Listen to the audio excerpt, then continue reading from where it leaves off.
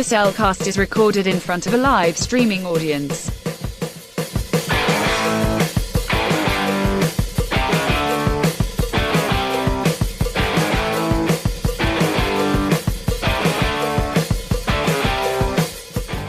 Hello and welcome to another episode of The Cellcast. Joining me today is a man who's just positively glowing. Welcome, Jacob. Why, thank you. Nice. Why, thank you very much. And let me introduce our co-host, a man who's just, it's just not that hungry. Welcome, Drew. Now, that's a lot. Maybe I just don't want the spicier foods. That's true. I may stay away from the red hot dish there on the captain's table. Yeah, might want to avoid that, But at any cost. I do get hungry from time to time. If it makes a dragon like want to dive their head in the water when water- they are a water dragon, A water dragon, you yeah, mean? yeah, a water dragon was to plunge their face into water. Right. It's hot. Right. I just lost where I was. This is Drew, and that's Jacob, Yep. and we are reviewing later in this episode Raya and the Last Dragon. But in the meantime, Jacob, how are you doing? Man, I'm doing pretty good. I spent most of the day in a box. Not We all did. Yeah. You spent yours in a box. I spent mine in a box. Well, I probably spent my time in a little smaller box than you did. mine was a box within a box. Does that count? Okay. Mine was, But thankfully, my box was air conditioned, while the box outside of my box was not. okay. Mine was an air conditioned box underneath a portico. Well, there you go. Yeah. But either way, I spent most of the day in a box, not pumping people's gas, but directing people with gas and that kind of stuff. Yes. But either way, mine was pretty good.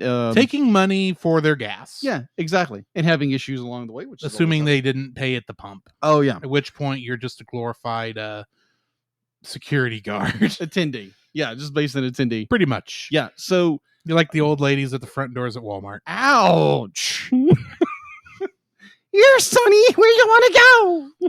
Here's a sticker. That was wrong of me, but this is the first thought that crossed my mind. It's like, oh yeah, the greeters. Oh yeah, which they The- don't have anymore. They don't have anymore because they don't care if you steal anything anymore. That's true. Because that was the only reason they were actually up there. No, it wasn't customer service. It wasn't greeting you saying, hi, how are you doing? That was the excuse for them being there. It was the old lady to pull up. Don't let Walmart lie to you. It was the old lady be like, you come by trying to steal something, would knock you in your knees. Yes. With the can, and you'll go tumbling around. Be like, No, she said, don't steal anything, Sonny. no, she'd say, let me check your receipt. And she'll go through making sure, okay, yeah, you got I see your Snickers bar on the receipt. I see your 12-pack of fried chicken. Meanwhile, 3 televisions are going out the door right past her. Oh gosh. I may not be quoting an actual event. Yeah, but week's been pretty good. Yeah, it's just like I think the weekend was kind of quiet. My girlfriend came down with COVID, sad, Aw. but she's on the up. She's on the mend. I've learned a lot of people are still kind of dealing with COVID. It's not exactly over. It'll probably never be over. Well, but at the very least, she should be having better time with it than the first time she had it. that is true. 'Cause Oh at my least gosh, she's got some antibodies to that fight is the thing with. true. That is so true. So Probably more annoyance at the moment than anything else. yeah, agreed. So a friend of ours, Wendy, she contacted me early yesterday morning. Mhm. Be like, hey, I know this is last minute, but can you do a talk over your Breathe Again experience with Young Living? Which I don't want to say I peddle Young Living, but I do try to. You're a dealer. I'm not going to say that because I can't say that. You sell oil. Yes. Technically makes you an oil dealer. Yeah, but And I don't just mean at Berkshire Brothers. Yes, but legally I can't say that. I know you can't say that. I'm just giving you a hard time. Oh yeah. So I wound up doing a live stream yesterday about my experience with Young Living and how a certain oil, Breathe Again, has helped me out numerous times ever since I am a mild asthmatic. And yeah, that was fun. That was about maybe like 10 minutes. Mm-hmm. And I just shared my testimony about Young Living, and it was a lot of fun. There you go. So if you guys want to go see it, go to Darling Oil's page on Facebook. Go check that out. And I think mine's gonna be fairly recent. And it was Monday, or I'm gonna get this backwards.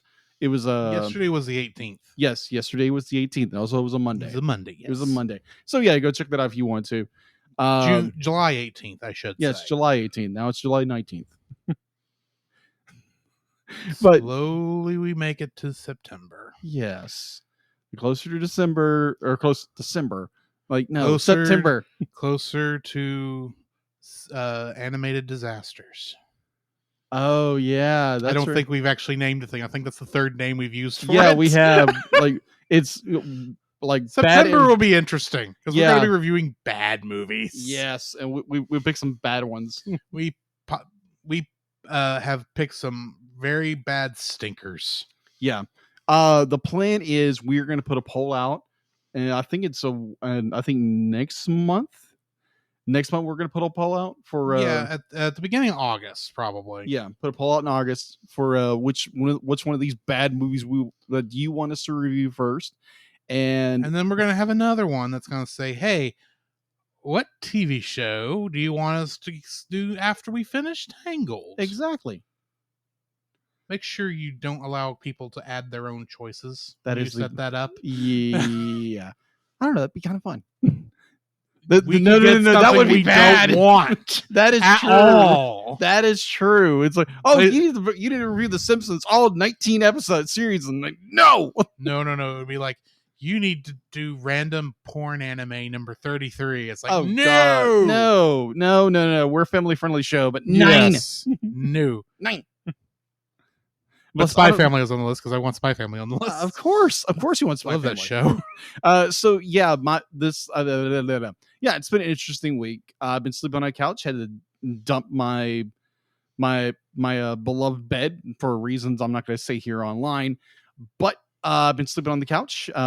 Thankfully, and better than sleeping in the doghouse. Don't get me started. Yeah, there again, I am not married, so I have not slept on the couch because of that kind of reason. That's sleeping with the dog. Anyways. Where was I going? Oh yeah. How you're doing? Yeah, it's going pretty good. My long story short, I put it on Facebook. I think it was last Friday. It was one of those.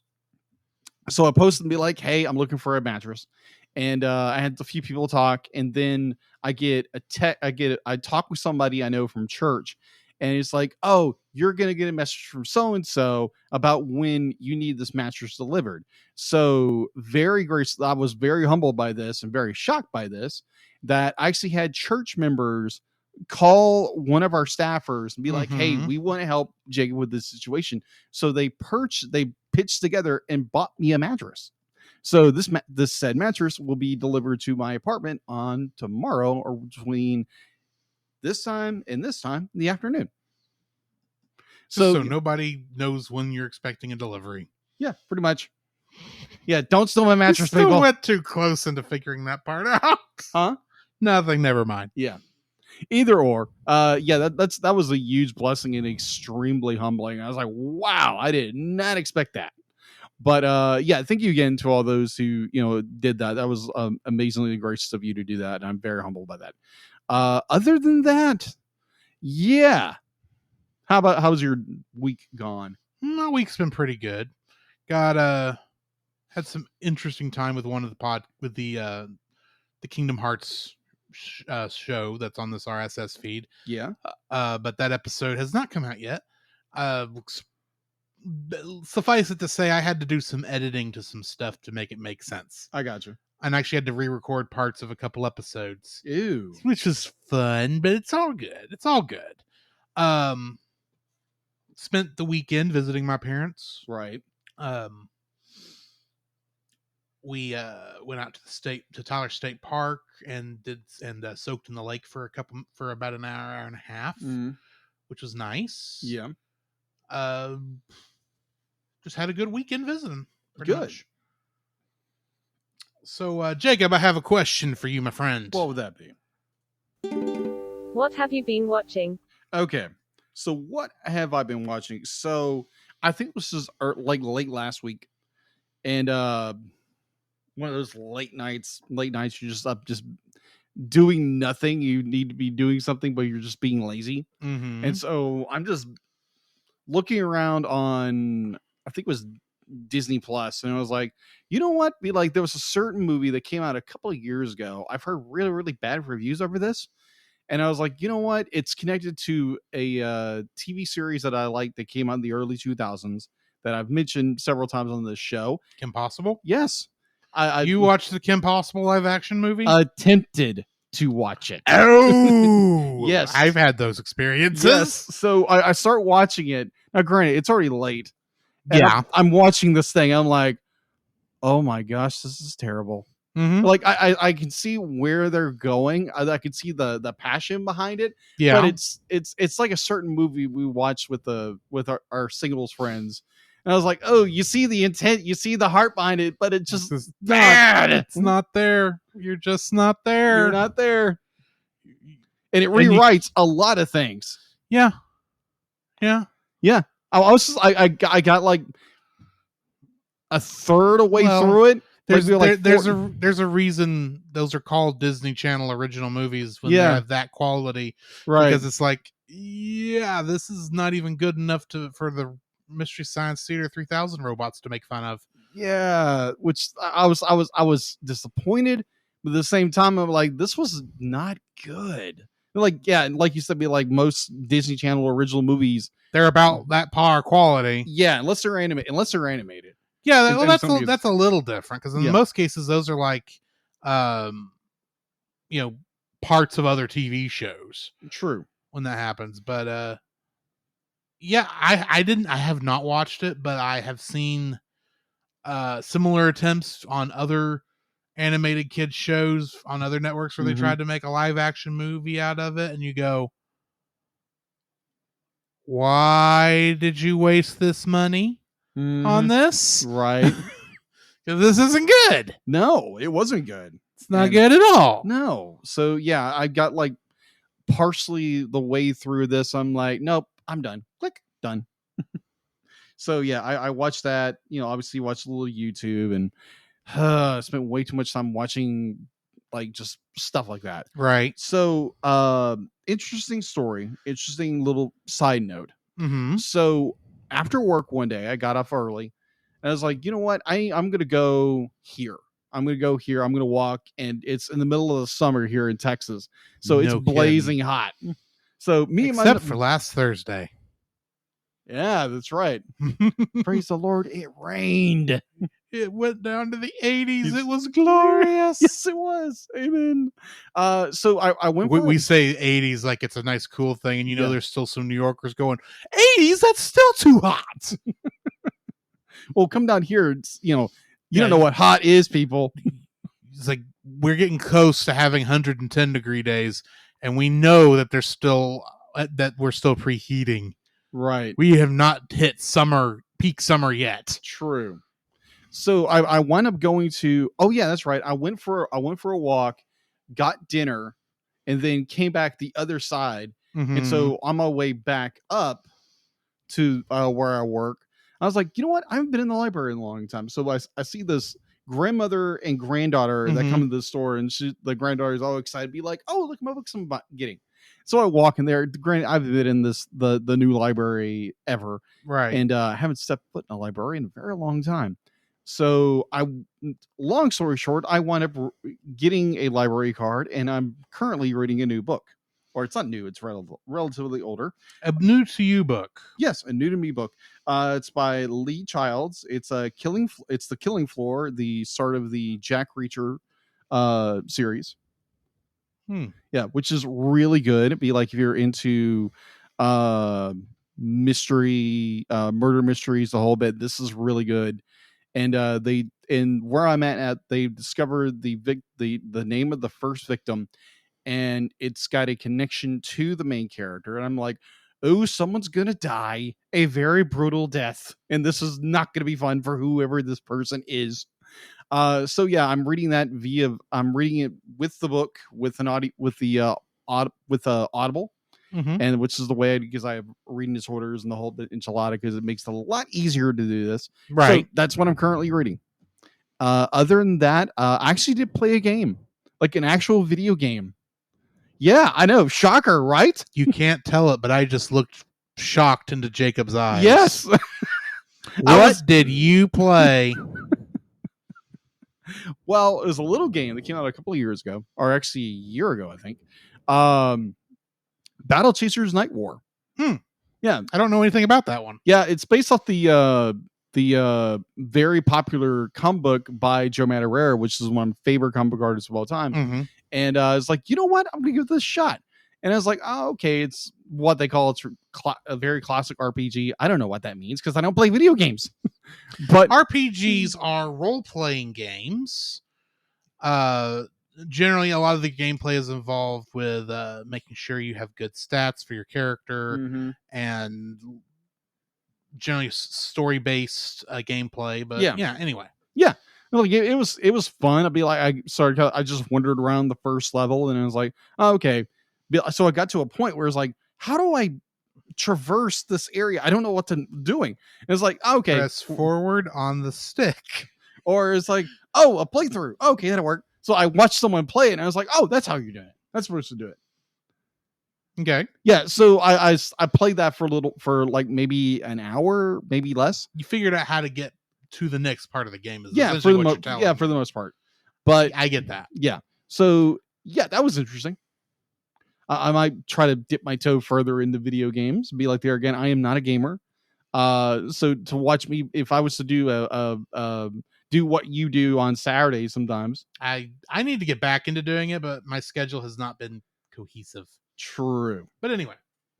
Yeah, that would be interesting, having a newbie who knows nothing about video games. I'm like, okay, how do you do this? Like, help people, help. I'm lost. Press forward. No, you think? Yes, I think. Therefore, I am. Anyway, I'm actually surprised that you didn't get Teenage Mutant Ninja Turtles Shredder's Revenge. I am this close to getting it. I am this close. Because it is just like the arcade game from back in when we were kids. And that was, if I remember correctly, I played it a few times when I was a kid, when the other guys were like, Jake, get out of the way, you want to play this video game. It's okay. So I would play it and it's like, this is kind of fun. I don't know what I'm doing, but it's like attacking the Foot Clan. Yeah, mash. Those are, there's a reason those are called button mashers. Exactly. But either or, yeah, I do plan on getting that game. I've heard very good reviews over it. But other than that, it's like, yeah, that's been the what I've watched, what I've read, and now what I've played. Okay. So what have you watched, played, what have you? Well, one thing I did watch this weekend was a little movie called Thor: Love and Thunder. It is not the greatest Thor movie ever made. Okay. I think the people who are in love with Thor 1 need to calm down a little bit and just be happy that I get that you don't like the direction that Taika Waititi has taken the Thor movies. Fair. Or how Marvel has taken the general approach to the character of Thor. But for the most part, it really wasn't that bad. I mean, it was not great. Don't get me wrong. Right. This is like middle of the road for me. Yeah. When you get right down to it. Right. There is a character from Marvel Comics that is in this movie that I did not expect to ever be in a Marvel Comics movie. Oh, are you talking about the end credits? If you mean Heracles? Yeah. I don't mean Heracles. Oh, you don't mean about Hercules. Whatever. No. It is near the end of the movie, which is why I'm trying to be a little cagey about it. Okay, gotcha. For spoiler reasons. Oh, yeah. Spoiler alert! But there is a certain character that everyone's trying to get to that is a part of the cosmic part of Marvel. I mean, like the Oh. heavily cosmic part of Marvel. Oh, yeah. You know, the part they were doing while they were on drugs. Right. The 70s. Yes. And during I think it was introduced actually in a Doctor Strange comic. Go figure. Because they were high when they made those original Doctor Strange Of comics. course. We know this. This is 60s and 70s. What do you think? Exactly. But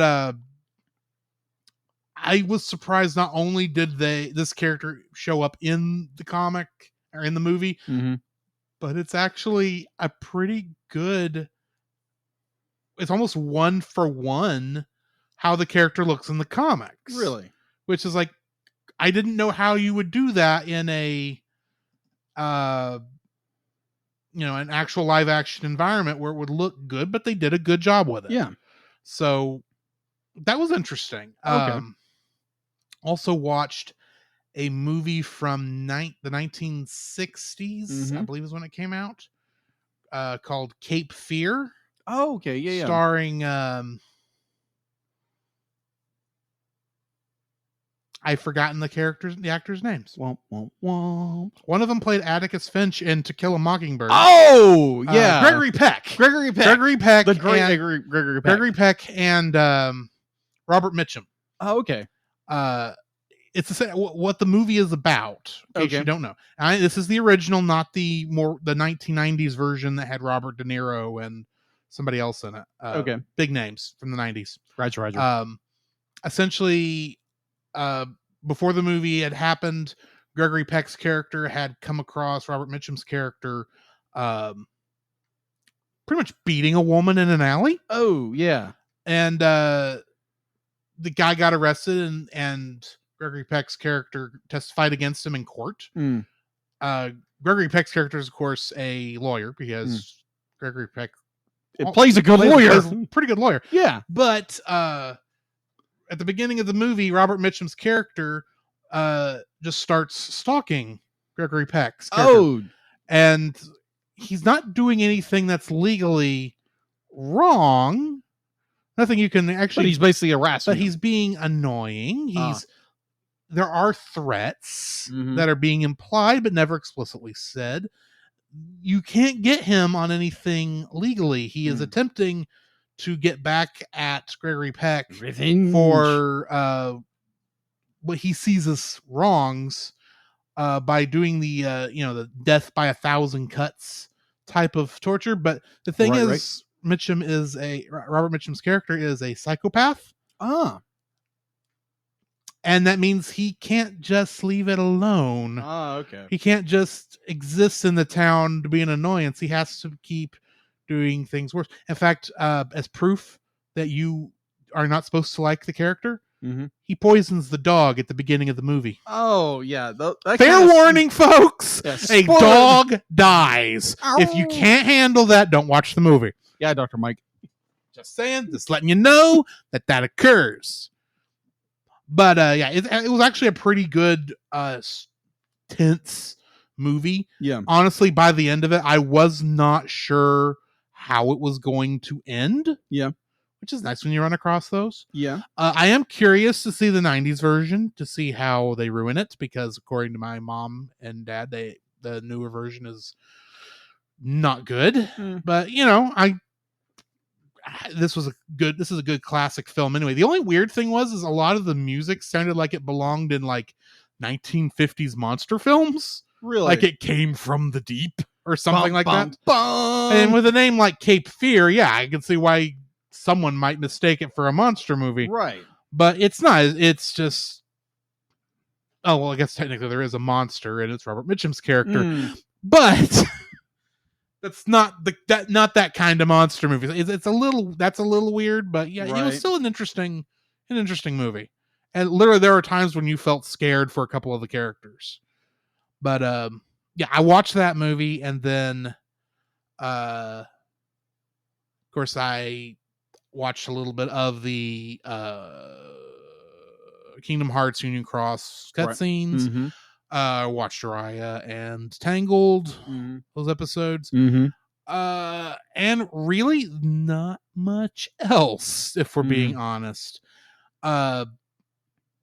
Gameplay wise, I am still playing Phoenix Rising, but that's not the first word there. Immortals Phoenix Rising. That's the name of it. I am still playing that, and I'm enjoying that still. It's interesting.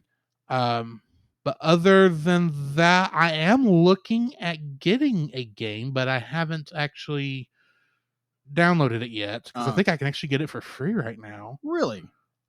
Called Stray. Stray. You play as a cat. Go figure. But I mean, it's like you play as a cat. It's not you're playing as a human controlling a cat. You're playing as you're actually playing a house cat. So a lot of the ways you solve the puzzles is acting like a house cat. Got it. That sort of thing. I got it. It looks good. It was one of the games that the game just came out like in the last week or so. Yeah. But it was one of the games that was shown off when they were announcing the PlayStation 5 as one of its show off games. Yeah. So it's one I've been interested in, and I'm curious to see what it is, but I haven't downloaded it yet. Okay. So there is that. Okay.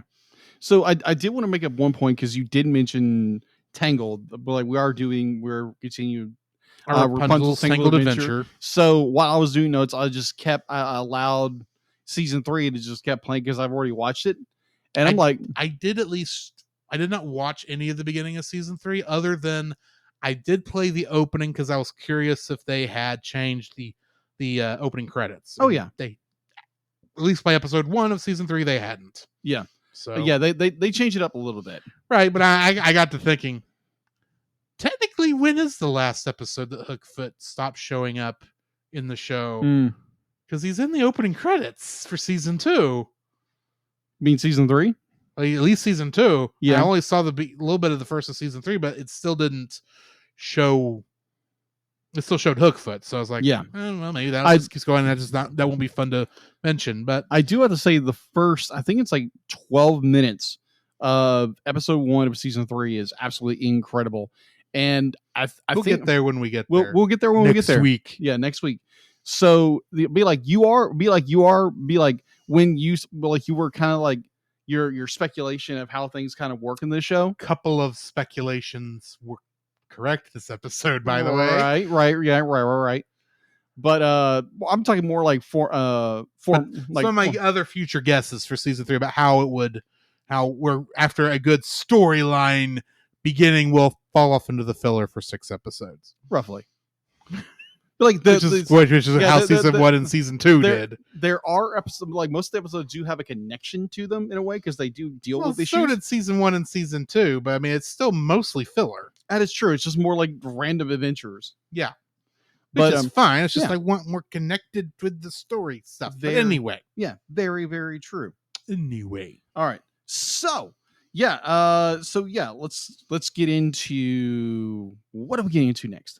The next thing I believe is the Cellcast News with your host Jacob Heron.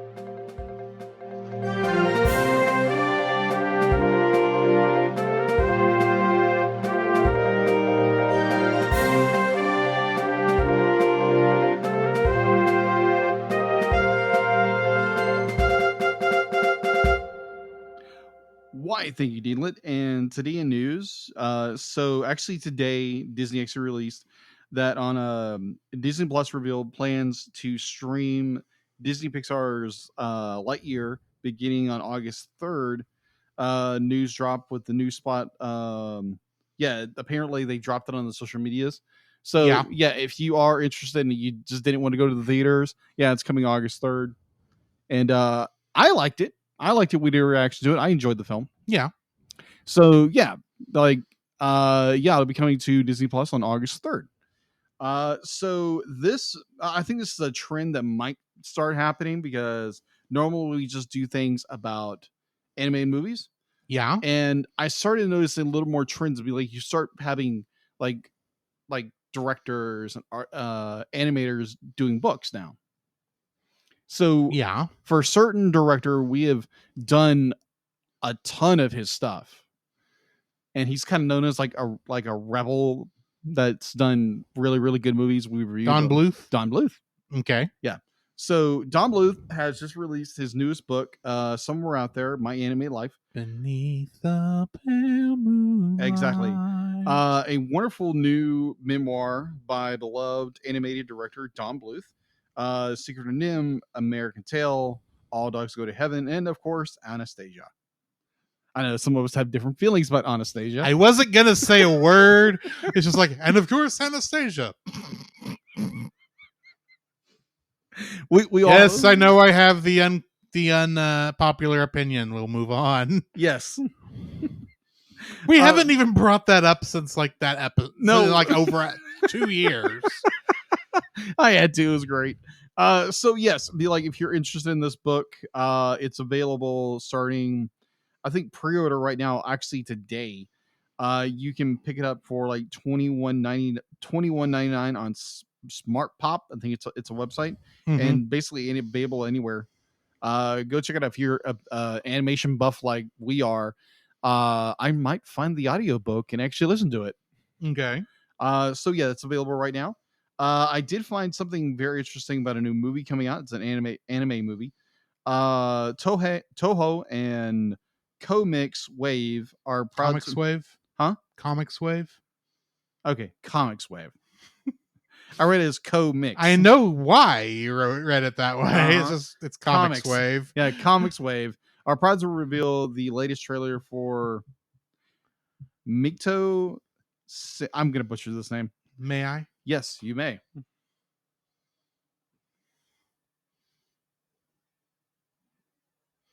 Makoto Shinkai? Makoto. I'm going to. No. Makoto Shinkai. Shinkai. We've reviewed 2 of his movies. Yes, you should be have this down by now. And I'm really looking at seeing if we can get some more of his stuff in next season. Okay. So we got like 4 movies before Your Name that we've never touched. That is true. I was like, no wonder this animation looks familiar. Makoto Shinkai. Makoto Shinkai. All right, thank you. His upcoming film, I don't know how to pronounce this one either. It's like Suzumi or something like that. Yeah, Suzumi. Thank you. I looked at it, but I don't remember. Yeah, Suzumi. Yes, yeah. I believe it's Suzumi. Yeah, that's coming up. It's going to be coming to the Japanese theaters starting in November 11th. Crunchyroll distributing the film globally, exclusive to Japan and South Korea and India. Beginning in early 2023, North America and Crunchyroll will have sole distribution. Summary: 17-year-old Sumer. I'm going to butcher it again. Suzumi's journey begins at a quiet town where she encounters a young man who tells her, "I'm looking for a door." And Suzumi finds a single weathered door standing upright in the midst of the ruins, as though it was sheltered from whatever cataclysm struck. Seemingly drawn to its power, Suzumi reaches for the knob. The door begins to open after across a nut all across. It's like, yeah, this sounds like an interesting, because the director himself does very good, like definitely Makoto Shinkai at this point for me is one of those directors that's like, oh, he's got a movie coming out? Yeah. I don't need to see a trailer. I'll go watch it. Yeah. Because it's, even if it's not a good movie, it will be interesting and beautiful to watch. True. So yeah, this movie will be coming out at least here next year. So yeah, look forward to that. We'll probably get more information about that, and we'll probably talk more about it. Indeed. And if it comes close to us, we might go watch it. Well, thankfully, I did notice that some of Phasm Event stuff is coming closer to us now. Yeah. So maybe it's just not the live stuff. Yeah. Which is annoying because there's plenty of Rift Tracks live things I'd like to go see, but I have to drive to Longview to see them. So it's like, nope. Wah, wah, wah. Oh, well. All right. I'll never get to see Gumby in the movie in theaters. Even though the Rift Tracks people were making fun of it. All right. That movie's going to go on the list sometime. So apparently future time. Some future time. Torture thee, thou. Oh, like we're not going to get enough of that in September. That's the truth. All right, so last bit of news. Dean Fisherner Camp is moving from do you remember this trailer came out? It's a newer film. It's getting a lot of buzz. Where are my notes? Mitchell the Shell.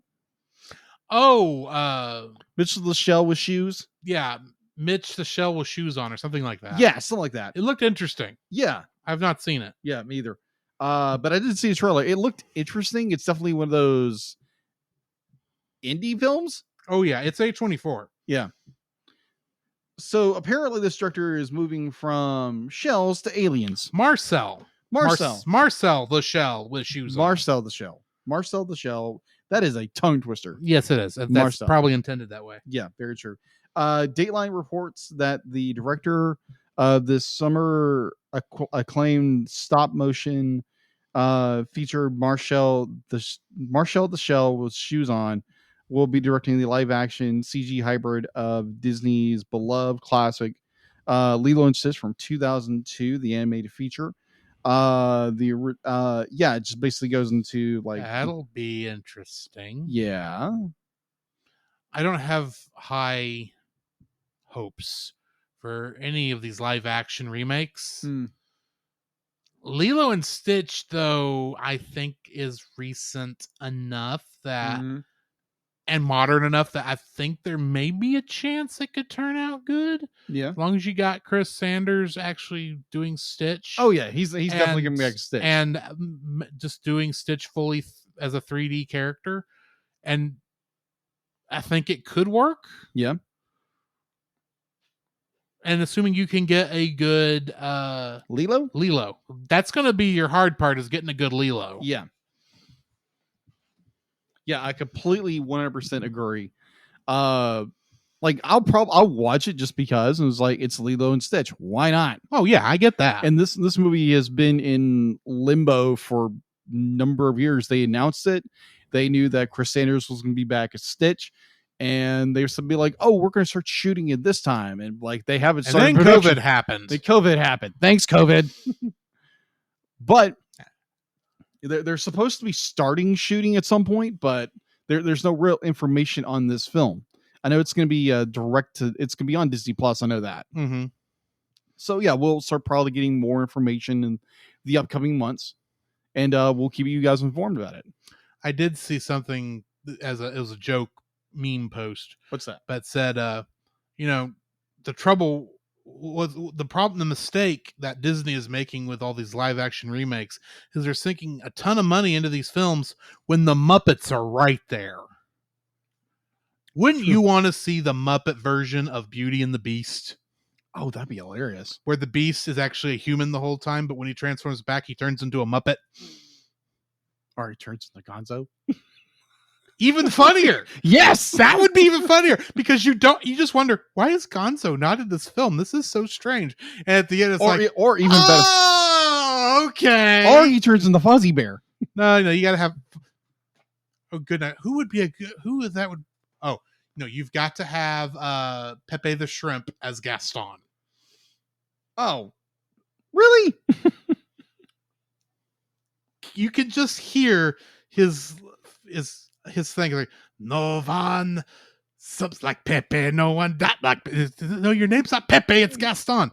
You listen, I tell you, you don't tell me how to do my thing. My name is Pepe, not Gaston. I'm not doing a good version of Pepe because I don't really like Pepe, but if it's the only character I could think of who approaches himself like a ladies' man, which is what Gaston is. True.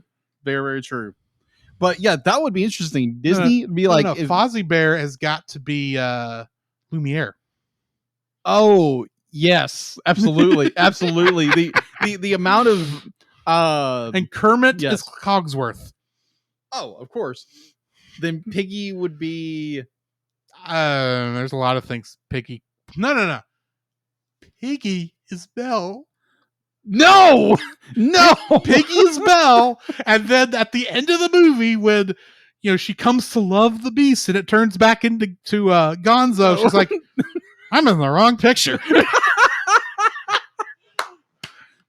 So Disney, if you're listening, I don't know just if you're gave listening you or the not. greatest way to handle Beauty and the Beast. Go with it. Yeah, that'd be funny. Or, I don't know.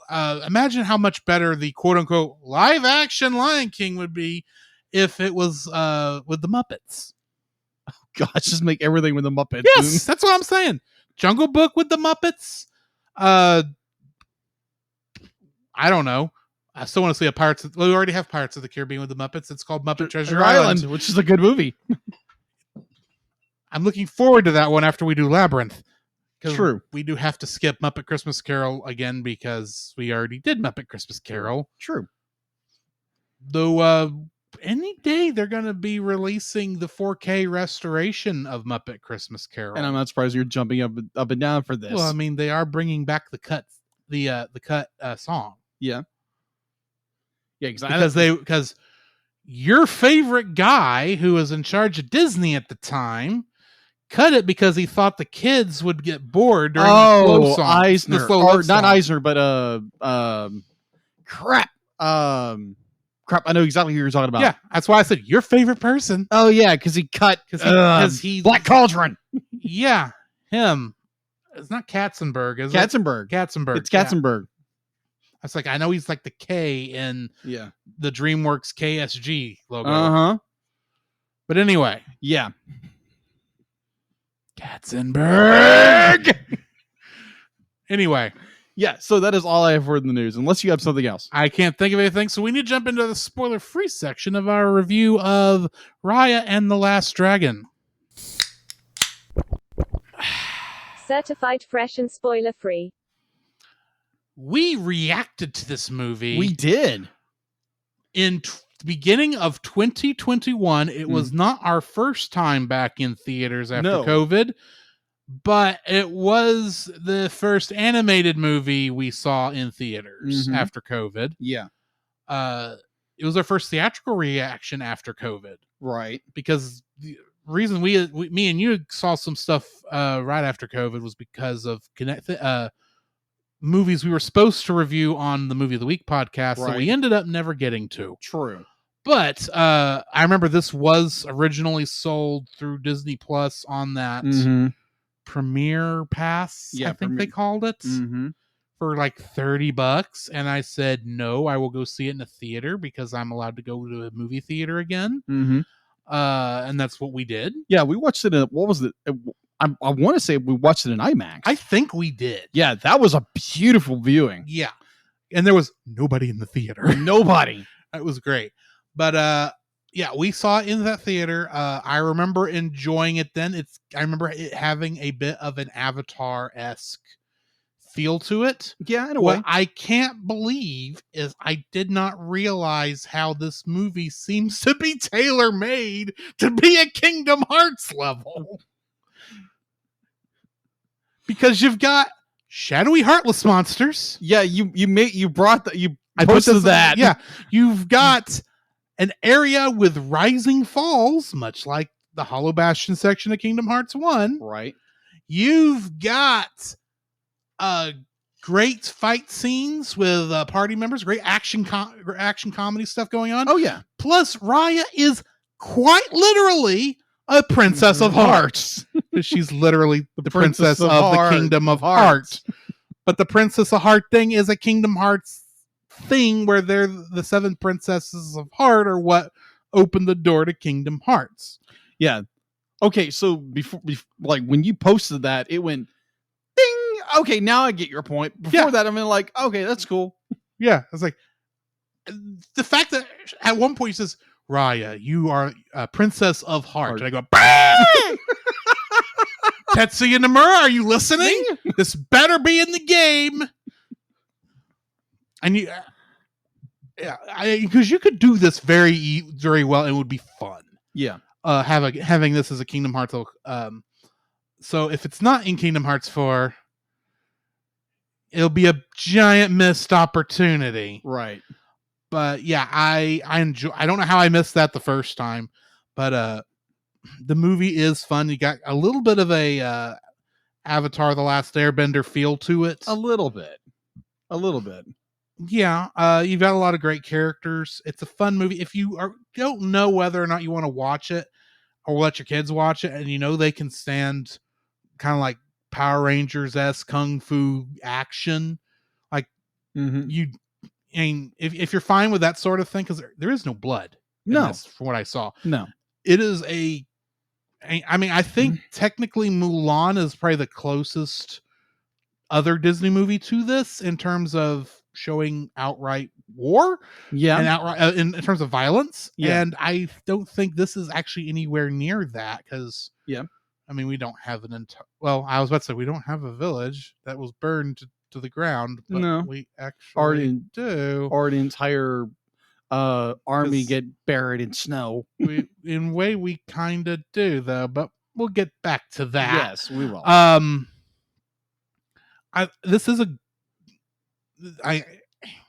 It's a great movie.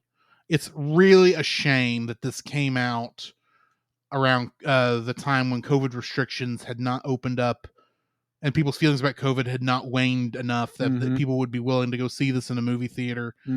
Because I think this actually would get a bunch of adult fans for this. And unfortunately, I think a lot of people bought this for their kids on Disney Plus and then went to the other room to go have adult conversations while the kids enjoyed nice kung fu fighting. Oh, yeah. I have a bad feeling that's what happened. I don't know.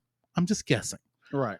But, dude, you got to give this movie a watch, because this is a great, it's so good. Fun, action-filled movie. So don't know why the dragons are furry, but that's neither here nor there. But yeah, I enjoyed it. What are your thoughts? Man, I really enjoy it. Be like, there again, we watched this for a reaction, and watching it in 2021 in a very empty theater, watching it in IMAX, watching the very back row. Yeah, we were in the back row in that one, right?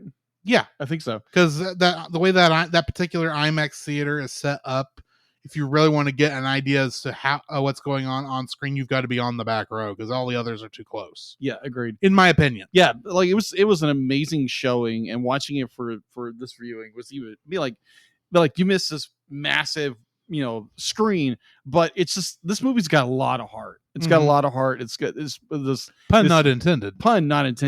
But this idea of unity, coming together, and bringing, trying to bring back unity and that kind of stuff. I really enjoy that about the film. Animation wise, beautiful film. Oh my gosh. And you're talking about a movie that was made during the pandemic. Yeah. And I'll get into that later, but just like sort of said, be like, yeah, it was kind of funny watching the behind the scenes. It was kind of funny where like you had animators and voice actors were having to do incredible things in order to get this project done, and I thought it was done very well. Very, like, my voice cracked. Oh my gosh. But overall, I really enjoyed this film. It's definitely worth the watch. I would hope people are not going to just throw their kids in front of a television and go, just go do adult things. But yeah, actually sit down and watch the movie with your kids, and have a conversation about that. And yeah, it's definitely worth a watch. It's a really good movie. And if parents just want to say, oh, it's a kid's film, be like, just watch the movie. It's going to be good. Just enjoy it. Enjoy it with your kids. So yeah, that is my spoiler-free version. All right. So join us on the other side of the bumpers, and we will get to spoiling this thing. The Cellcast would like to thank the following patrons: Josh Adams, Ashley Cronin Bitter. To get your name on the show, plus uncut episodes, early access to the Cellcast Plus reviews, and special art from Jacob, please donate to us on Patreon. This podcast is a proud member of Culture Box. Whether you enjoy geeky reviews, comedy, or original fiction, you can open up the Culture Box and find something excellent for your soul. Point your web browser to culturebox.media. Geek Devotions is a collaboration of devoted geeks that are devoted to letting people know that they are loved. They produce a weekly geek culture-infused devotional, their podcast Com Talk, another podcast where they talk about bad movies called Bottom Shelf, and another podcast where they read books, allegedly. And there are written articles, all designed to encourage and challenge people in the geek community, bridging the gap between their faith and their geekdoms. Find all their content at geekdevotions.com. This show is a part of Pop Americana. For more great shows like this one, please check the link in the episode description. Do you like Star Wars? I don't just mean the original trilogy. Along with that, I mean the prequels, the sequels, the anthologies, the animated shows, and of course, who doesn't like Baby Yoda? Well, if you've been in the fandom for any length of time, you know how toxic the fandom can get. And if you'd like to be able to discuss a galaxy far, far away in a much more positive light, might I suggest searching out The Outer Rim, a Facebook group dedicated to all of Star Wars, and check out their YouTube channel, which you can easily find at Pop Americana, which the podcast you're currently listening to is also a part of. To find that and more, check out the link in the description. The following is a spoiler-filled review for the movie Raya and the Last Dragon. Roar. Listener discretion is advised.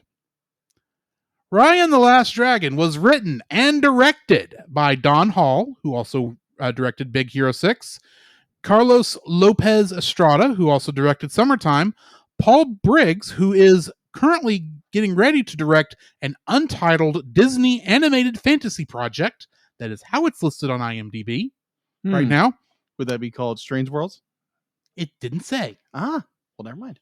So I don't know.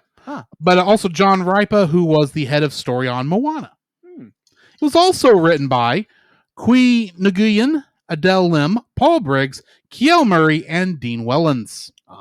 Getting into the cast, we've got Kelly Marie Tran as Raya, who played Rose Tico in Star Wars. Aquafina, yes, that is actually her name. Yes, Aquafina. It's not spelled like the Coca-Cola bottled water, but actually I don't think that's Coca-Cola, but doesn't matter.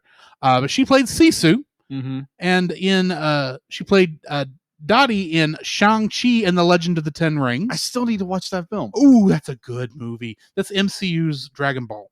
Really? Get right down to it. That's what happened. Nice. You need to watch it. It's a lot of fun. I gotcha. Isaac Wang played Boone, and he played the character of Owen in Clifford, the Big Red Dog. Oh, the live action one? Yes. Okay. Gemma Chan played Namari, and she was Cersei in The Eternals. Daniel Day Kim played the voice of Benja, and he played Jin Soo Kwon in Lost. Benedict Wong played Tong, and he was Wong in the MCU. Original. He's the current Sorcerer Supreme in the MCU. And I'll be like, honestly, when I realized that was the actor who you can hear it. Yeah. First time I didn't realize. First time you can't. Second time, oh yes. Oh yeah. It's like, oh okay, yeah, that's him. Yeah. Jonah Shao played young Namari, and she played Julia Yang in the AMC TV series *Halt and Catch Fire*. Okay. Sandra Oh was the voice of Verana, and she played Ming in *Turning Red*, which we just recently talked about. We did.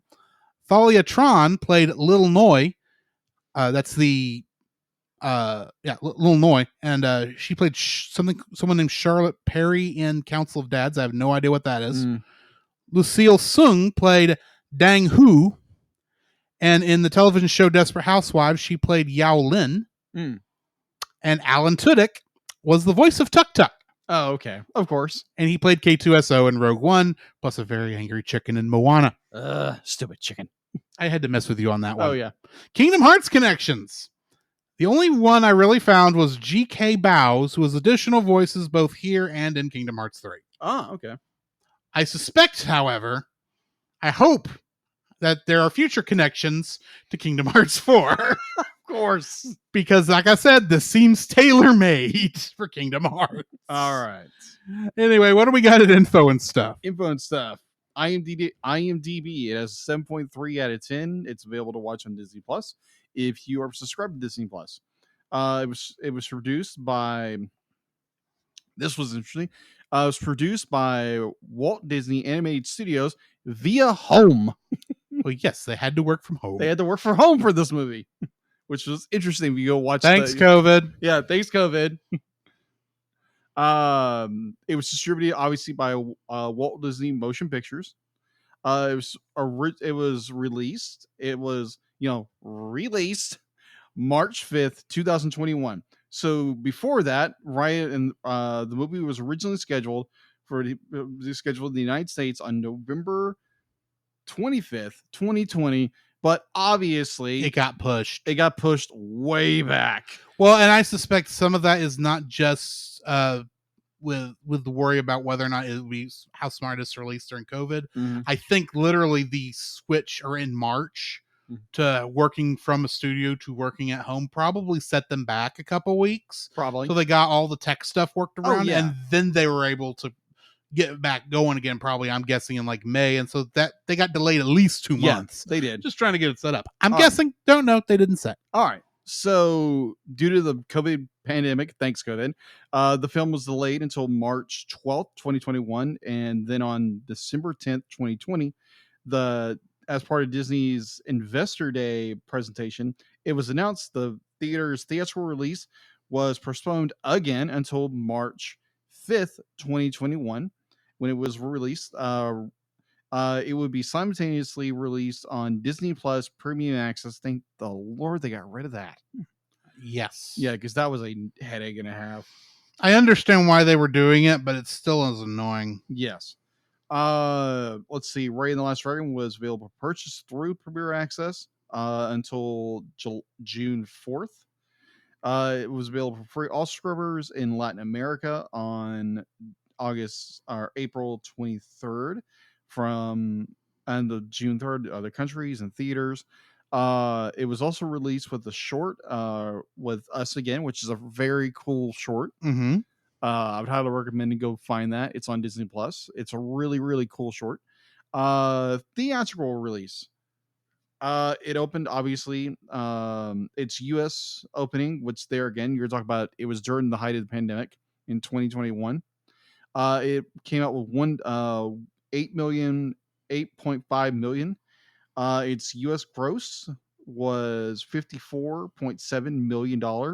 Its international gross was $130.4 million.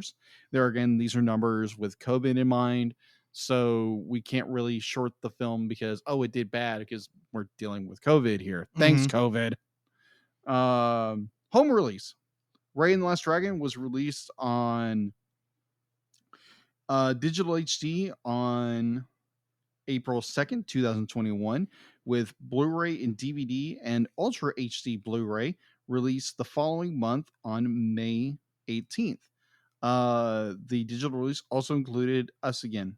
There is no scheduled for a sequel for Raya and the Last Dragon, as we know. I know there are fandom out there that would probably want that. I highly doubt that's going to happen. Hopefully it doesn't happen because that makes no sense for the story. Because we're not going to get into that in the story because fans can be weird or people can be weird. But yeah, that's all I have for info and stuff. Let's get into the summary. 500 years ago, the peaceful and prosperous subcontinent of Kumandra is ravaged by the Droon, evil dark-colored spirits that turn every living thing in their path to stone. Sisu, the last surviving dragon, is given her sibling's magic, which was placed in a gem. She concentrates her magic into the gem and blasts the Droon away, reviving Kumandra's people, but not its dragons. A power struggle for the gem divides Kumandra's people into 5 separate kingdoms called Fang, Heart, Spine, Talon, and Tail, corresponding to their placement along a gigantic dragon-shaped river. 500 years later, Chief Benja of the Heart tribe, which ends up retaining possession of the dragon gem, trains his daughter, young warrior princess Raya, to protect the gem, firmly believing Kumandra can be reunited. Benja holds a feast for the leadership of all 5 tribes. During the feast, Raya befriends Namari, daughter of Chief Varana of the Fang tribe, and Fang's princess, who gives Raya a dragon pendant and tells her of a legend that says the dragon Sisu still exists and can be summoned. Trusting Namari, Raya shows her the gem's chamber. Namari betrays Raya as part of a plot to help Fang steal the gem. Alerted to the attack, Benja and the other tribes arrive and start fighting over the gem, breaking it into 5 pieces in the scuffle. The gem's destruction creates a fissure which releases the Droon once more, quickly overtaking the Land of Heart. As every tribe member steals a piece of the gem and flees, Benja notices that the Droon are repelled by water and sacrifices himself to save Raya's life by throwing her in the river before getting turned to stone by the Droon. 6 years later, Raya treks across Kumandra searching for Sisu to have her create another gem and banish the Droon once more. She manages to summon her at a shipwreck in Tale, where Sisu admits that she did not create the gem, but wielded it on behalf of her 4 siblings, who each contributed their magic to the gem. Raya and Sisu resolve to take back the 4 stolen pieces of the gem, reassemble it, and use it to banish the Droon and restore Raya's father and others who were turned to stone. Raya and Sisu travel through tribes, reclaiming pieces of the gem and making new friends. The young restaurateur, Bon, from Tale, the baby con artist, Little Noi, and her 3 Onjis from Talon, and the warrior Tong from Spine, all of whom have lost loved ones to the Droon. Namari pursues Raya, hoping to gain the gem shards for the Fang tribe. Each gem shared they acquire blesses Sisu with one of her siblings' magical powers. Raya, not fully trusting their new companions, insists Sisu remain disguised as a human, but Sisu reveals herself to save Raya from Namari at Spine. At Fang, Sisu persuades Raya to propose an alliance to Namari rather than steal the final piece of the gem. As a gesture of trust, Raya returns the pendant Namari gave her years ago. Namari, torn between her responsibility to Fang and her wish to help defeat the Droon, threatens them with a crossbow. Sisu tries to calm Namari, but Raya attacks with her sword, causing Namari's crossbow to fire and kill Sisu. Sisu's death drains away all the water of Kumandra, allowing the Droon to overrun the realm. Furious by Namari's actions, Raya pursues Namari, whom she finds grieving the petrification of her mother, and they fight while Raya's companions use the gem pieces to evacuate the people of Fang. Raya defeats and prepares to kill Namari, but soon, when Namari reminds Raya of her role in Sisu's death due to her inability to trust others. Stops when Namari reminds Raya of her role in Sisu's death due to her inability to trust others. Raya and Namari go to aid the others as the Droon gain on her group. Raya remembers how trust allowed Sisu to save the world. She urges the others to unite and reassemble the gem, showing her faith in Namari by handing over her gem piece and allowing the Droon to turn her into stone. Bon, Tong, Noi, and the Onjis follow suit, and Namari reassembles the gem before the Droon petrifies her as well.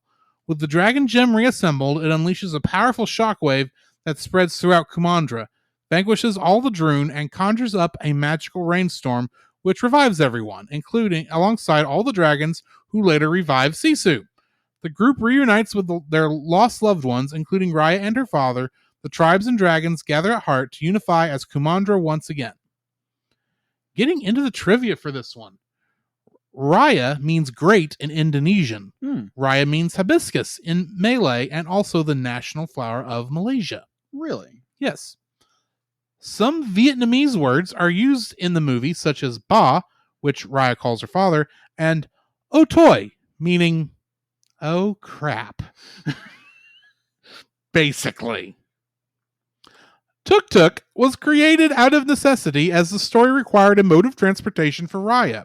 After brainstorming ideas for what could serve such a purpose in a fantasy environment, the filmmakers created a hybrid animal with the ability to curl into a ball and ride.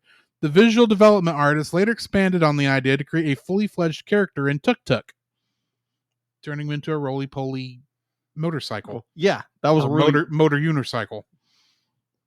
The land of Kumandra is inspired by the Southeast Asian countries of Thailand, Vietnam, Cambodia, Myanmar, Malaysia, Indonesia, the Philippines, and Laos. Raya's fighting style using 2 sticks is based on the Filipino martial art Kali, also known as Arnis or Eskrima. And Raya is the 3rd Disney princess to be a wholly original character, i.e. not based on any prior character from a fairy tale or legend, after Merida and Moana. They also do not have love interests, unlike the others in the Disney princess lineup. Anyway, Jacob, what's your first like for this film? My first like would be, let me get to my notes. He got distracted, folks. Of course I get distracted. No room to talk. Exactly. My first like would actually be the more overall theme of this movie is coming together. Is like we have this, like, you can look at the film as either when it was created, the fact to be like you had artists, directors, voice actors who couldn't go in the studio, they couldn't be together, and they came together as a group to make this thing, or you take it as what the world has become now, with the combination of politics, and like other factors that have basically divided our country, the United States, Mm-hmm. over so many issues that we like. You try to talk to somebody who has a different point of view, and they will literally try to eat your head off. Yeah, because you don't agree with them on everything. And I think it's just this idea that, be like, if we can come together and just talk about what's coming on, and just try to just have unity in something other than trying to take something from one another, and trying to it's kind of like how in scripture, that's always reminding the church that, be like, you are a body of Christ. Be like you're not the head, you're not the foot. Be like you serve a greater role than just be like, oh, this person's the head, I'm the toe. But I started finding those parallels. Be like, you can find like what it says in scripture, that like the body of Christ is a unit, is a whole. And sometimes like even the church looks divided in some fashion or form, like the world is. And the world is going to be the world, and we can try to not put be like, oh, we're gonna put a heavy hand on you got to do this. But it's like, hey, come together, and it's like, hey, let's talk about things.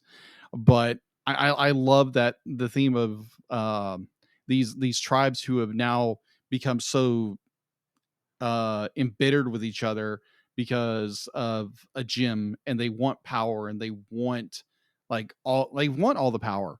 And it reflects so much of our world now, and it's sad. But if the world would just kind of look at and say, it's like, hey, we have differences. Be like, yeah, we might be mad at each other, but hey, we can still come together, and be like, come together over a meal.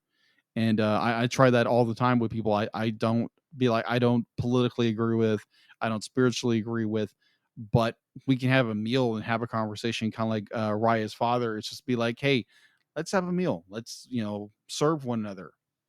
And yeah, I like that theme, and I would love to see more of that. But it's just it's a prayer of mine that we can just talk about things, and that's sometimes a challenge. Yes. So yeah, that was one of the themes that kind of just hit home with me, and I really wish the world will watch this movie and be like, hey, let's talk about things, instead of be like, oh, you disagree on this, want to bite your head off for stupid things.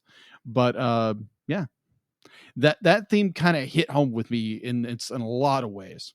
Okay. So yeah, it's coming together. What's your number one?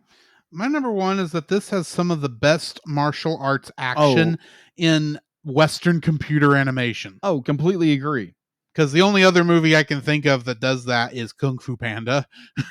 Off the top of my head. Right. Although Big Hero 6 had some of that too. And Spider-Man technically has some fighting in it. Although I don't know if that's technically martial arts.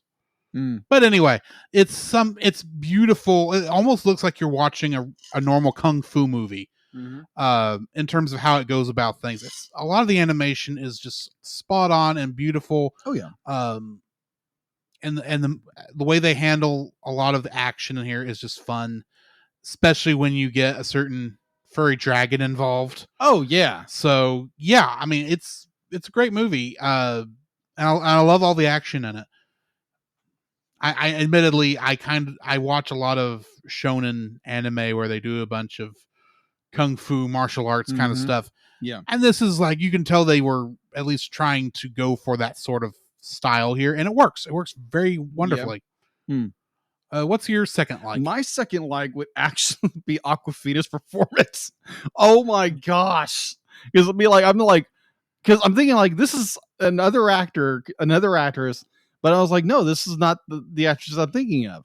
And I'm like, wow, she brings this level of comedy to a movie that's so serious. And it's not the over the top kind of like Jenny McCarthy kind of comedy that just rubs you the wrong way in different places. Now, Grant, I'm not saying Jenny McCarthy is a bad actress. I just don't like her comedy style. That's all I'm saying. I liked her in Thor: Love and Thunder. I did too. I was surprised by that. I was like, whoa, it's Shane McCarthy. No, that was one of those where it was like, okay, you're doing this. I know Hella's got to come up. Who would be the best person to be fake Hella? I know who. 3 seconds later, there she is. But Aquafina's performance as Shifu was just absolutely it was great. I was chuckling to myself like anytime she would say something or just like I guarantee they took references of her like doing her her remote because like how they had to have filmed. Well, I'm sure they filmed all the actors. Oh yeah, and they did actresses as they were recording their lines. But this one, you can tell they were just taking her the way she was moving and talking and doing and working that into the animation of the character. Mm-hmm. And there was one because I watched all the both as her dragon form and as her human form. Oh, agreed. There was one scene. This is kind of like a small offset, but it was during the behind the scenes because obviously you're shooting this from home, you're recording this from home. Yeah, and Aquafina be like she set up a tent within her living room, and apparently she has cats. So the cats would come in the booth every once in a while. It's like, whoa, hold on, let me get the cat. It's like, get out of here. It was absolutely hysterical. Namari's the one who's supposed to have cats, not me. Exactly. But I'm pretty sure they was like, oh, cats. We can put cats in here. No problem. Yeah. But it's just like the expressions they put on Shifu that Sifu. Shifu's another character from another movie. That is true. Sifu. Now I'm getting tongue-tied. Of course. But either or, be like her character was absolutely incredible. Her performance as Sifu, thank you, was incredible. I enjoyed that this character who's just be like, oh, we need to bring a gift. And be like, we don't get along anymore. Be like, we gotta try. Yeah, it's like, yeah, but that's the best way to get back together is to give someone a gift. Yeah. Oh, I love this thing called credits. Thank you.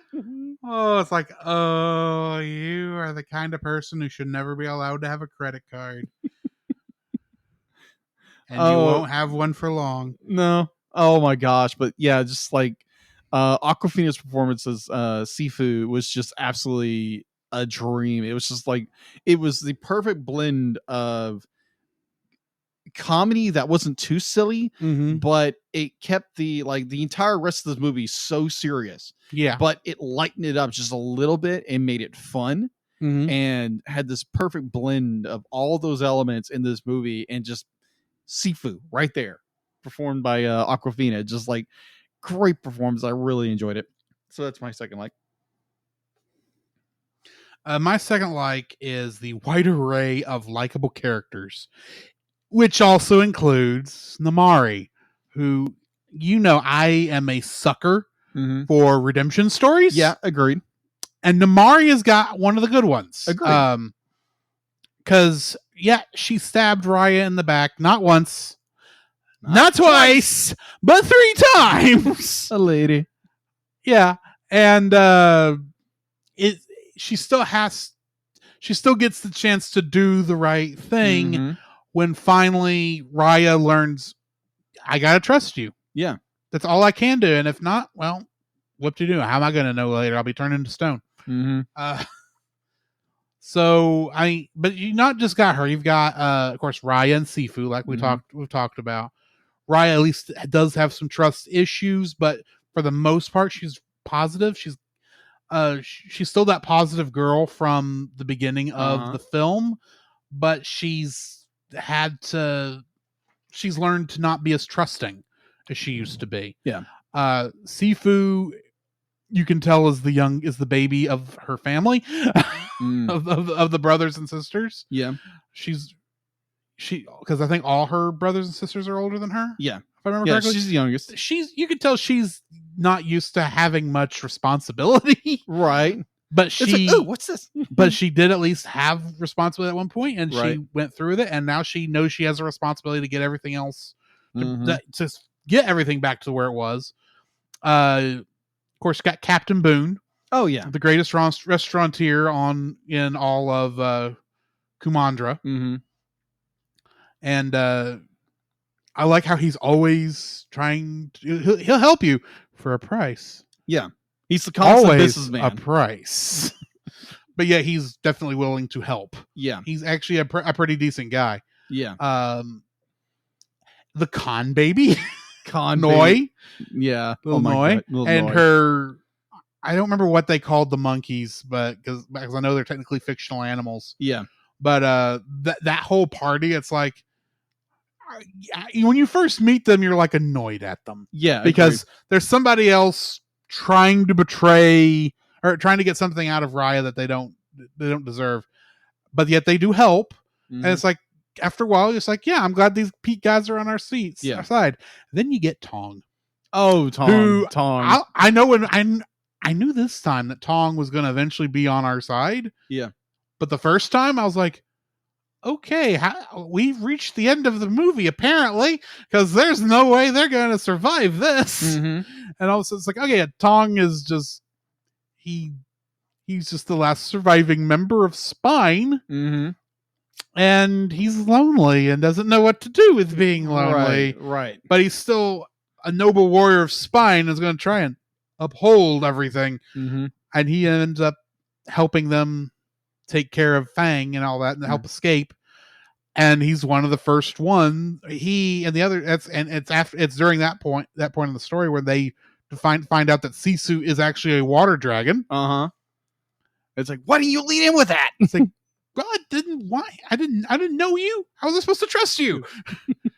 But anyway, but all that you get to Namari, and from the beginning, Namari is both, you can tell she's a lot like Raya, but she's had to learn to be more ruthless because her mother's taught her to be more ruthless. Right.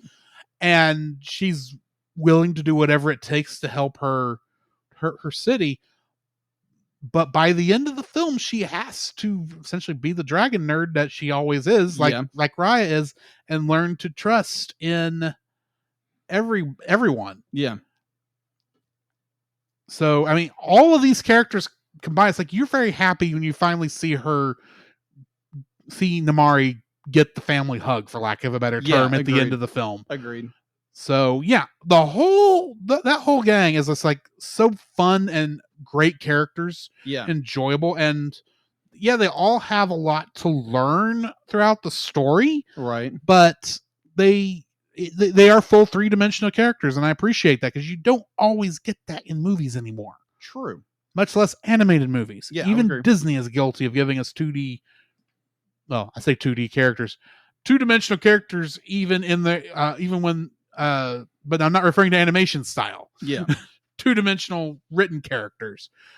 Even Disney is capable of giving us those. But anyway, that's what I enjoyed. What is your third like? Okay, so before I go into that, I want to jump onto yours really fast. The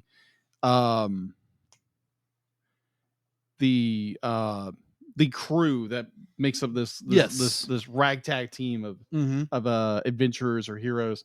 It's so diverse and so unique because you don't expect the con baby. You don't expect don't expect any of them to join the group. No, you don't, because they're every one of those characters is introduced as, here's a random character that's going to help during this chapter of the story. Right. All of a sudden, oh, you're coming along with us. Okay. To the point where about the point where it's like where you would think, oh, you're going to be the one who comes along with us, aren't you? It shifts at that point. Once Tong, because by the time Tong is appeared, you kind of go, oh, you're Spine's representative in this family. Yeah, exactly. And that's the last time we actually get a real representative. That is true. Because we already have Heart's representative, which is true. Been saying her name this whole time. Raya. Name of the freaking movie. And of course, Fang's representative is going to be Namari. So it's at that point, it's like, the family's together for the most part. We just got one other member, but she's technically been a part of the family this whole time. She just doesn't know it yet. True. So she's we'll take care of her when the time comes. But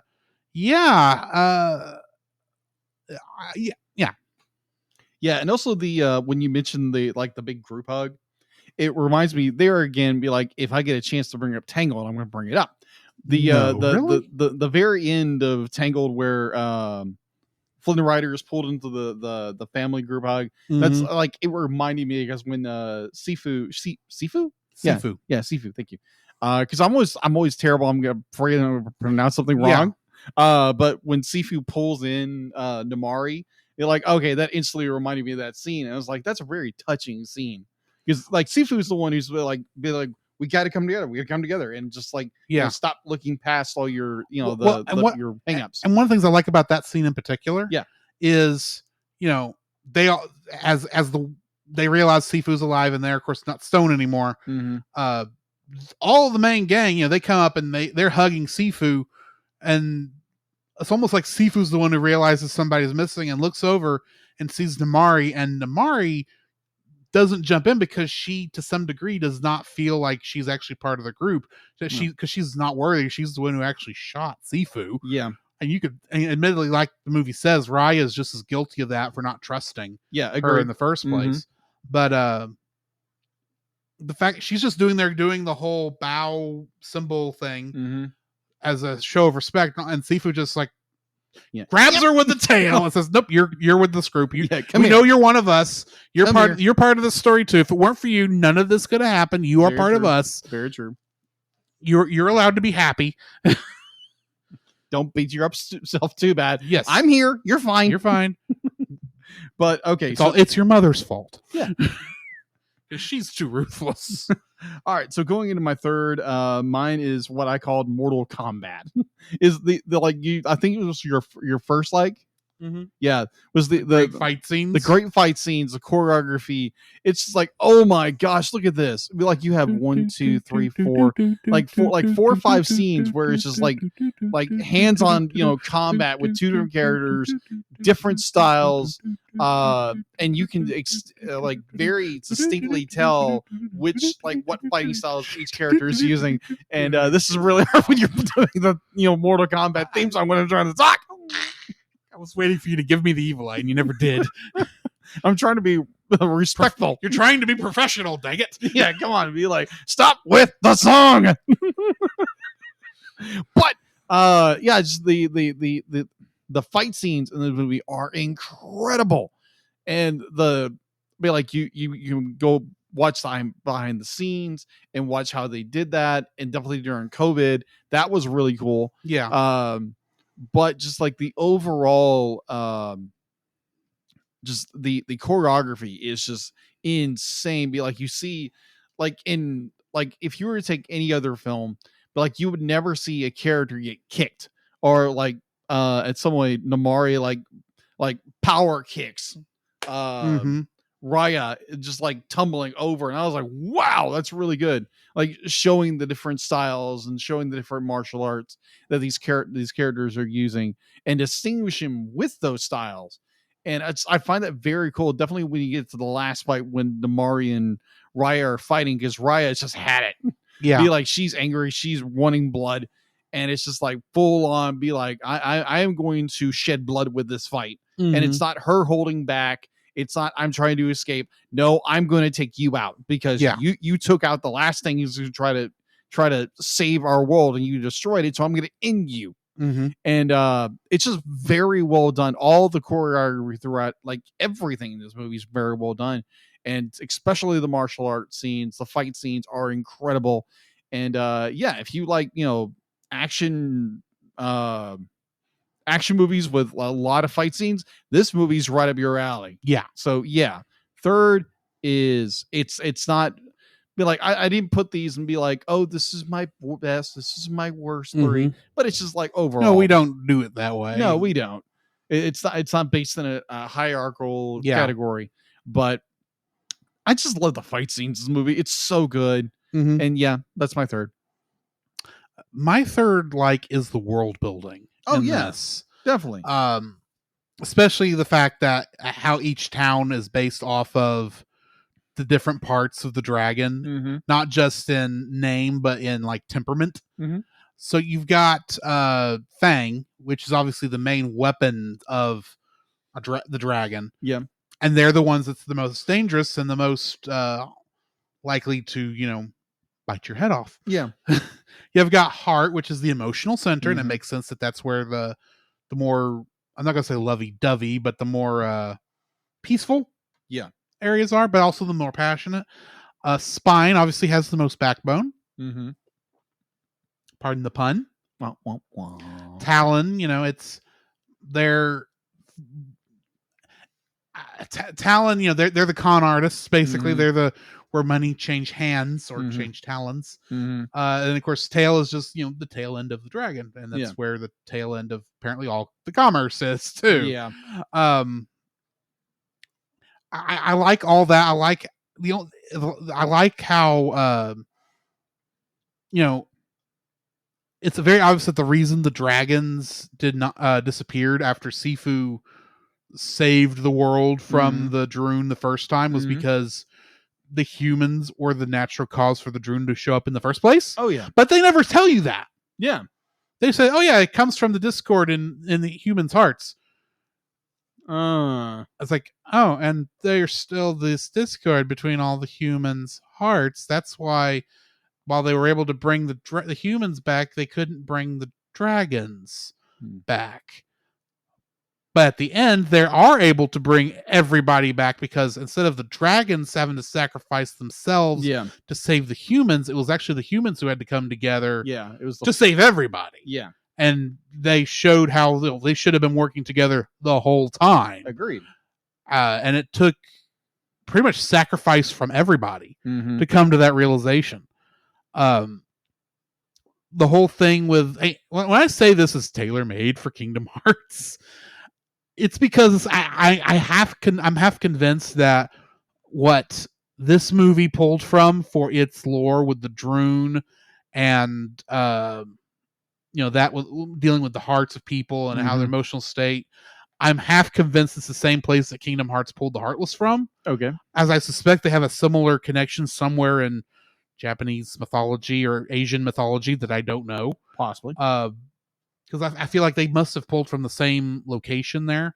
But I just, the way the lore is set up in this, it's like there's never a point where it breaks. Yeah. A lot of times, even in Disney movies, there's a point where you go, okay, logically that's not going to happen. Yeah. Even with the world you set up in the story, there's not a point in this movie where that's the case. Yeah. Because I mean, like the strangest thing is the fact that at Tail the rivers are just dry up at the very end of the Tail. They just go into these, it just disappears. But the thing is that happens because if if Tail is a estuary, like a low inland thing that the river flows to, but it can't get out. Yeah. And it just happens to have to be a desert where it evaporates. Yeah. Like the Great Salt Lake. Yeah. In the United States. I believe that's one of those. Yeah. That'll happen. So yeah, I appreciate even how that's realistic, even though it's the oddest thing to see kind of in the whole thing. The only other weird thing is Tuk Tuk's the only Tuk Tuk we ever see. True. Which is odd. Like, why aren't there other giant bear bug things? Roly-poly bear bed bugs. Roly-poly bear bugbears. Bugbears is the word I'm looking for. Bugbears. Because that's the actual name of a creature. Yeah. Roly-poly bugbears. Why do we see any more of those in this world? That's what I want to know. Anyway, that's pretty much where I'm stopping. Okay. What's your first dislike? Dislike, now granted, this is a nitpick. Be like, you can see very most of our dislikes for this film aren't going to be nitpicks. Just nitpicks. There's some early on, like the animation of this movie is beautiful, but like every animated film, there is going to be some imperfections, some flaws.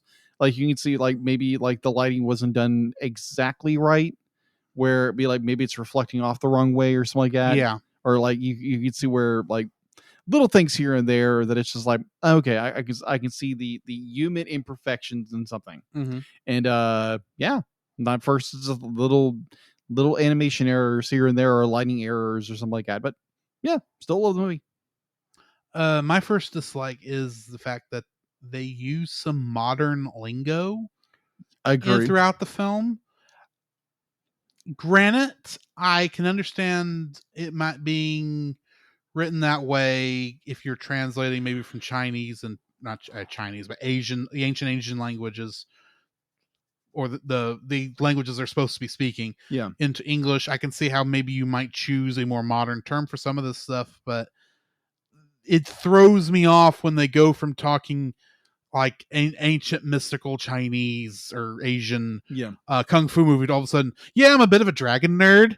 Yeah, like it's like you expect them to say, we're gonna yeet that dragon crystal away from the thing so our fam can come back together. It's like, can we not? Gen Z, can y'all just take a break? Because that's not how people would have talked in this film. And there's just a couple moments. It's mostly among the kids. It's almost like they couldn't get the kids to say, the ones playing young Namari and young Raya, to actually say and understand what they were actually saying, and maybe a more natural speech for that time. So they say, oh yeah, it's this thing. It's like, and then they had to keep using the term dragon nerd throughout the whole thing, and it's like, this does not work for me. I'm sorry. Can y'all not do this? Because this just is taking me right out of the film. But yeah, that is a nitpick, because for the most part, it's fine. It's just, if you're going to talk about what is the biggest thing that annoyed me in this film, it's like modern terminology and slang that would not have been used at this time, and debating if it should actually be used now, but that's just me being slowly turning into an old man. But anyway, Jacob, what's your second dislike? Oh, curmudgeon. Happens to the best of us. That is true. My number 2, I actually don't have a number 2. Are you telling me you only had one dislike? Yeah, one dislike. Well, then I'll just finish this off, because I actually did go to the trouble of coming up with 2 more nitpicks. All right. So before that, finish it. Okay.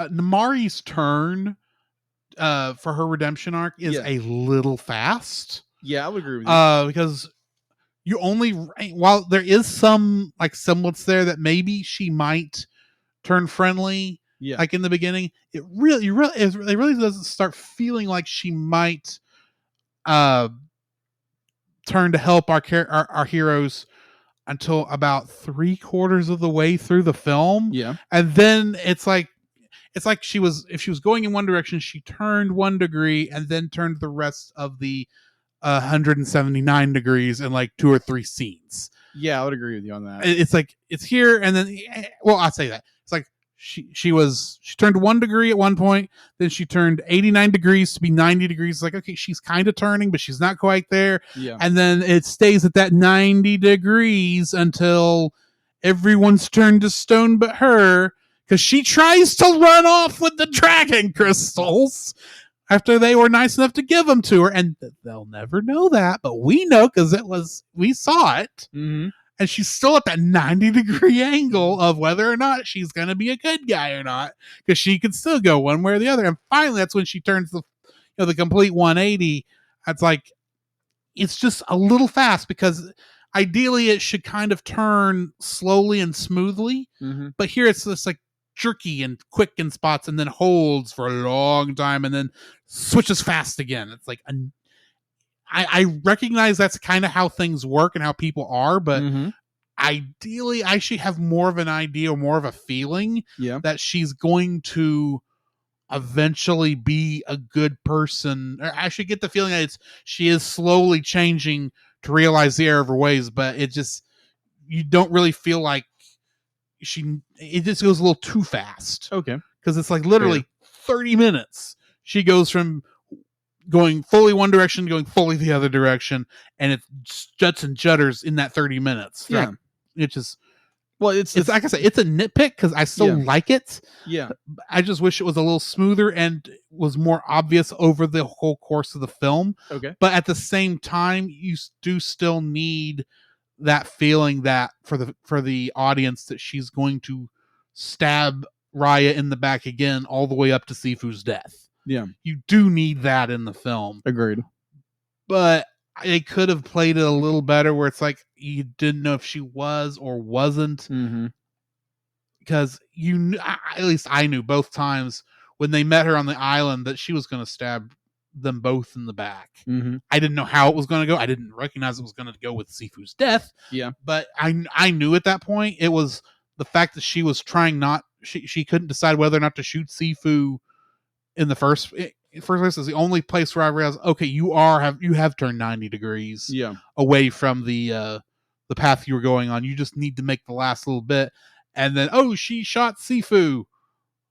You still feel like you're gonna keep turning slowly, but you're gonna be stalled for a bit. Yeah, which is what happens. Right. So, I mean, that's my second dislike. My third little dislike is because this is a 6-act story.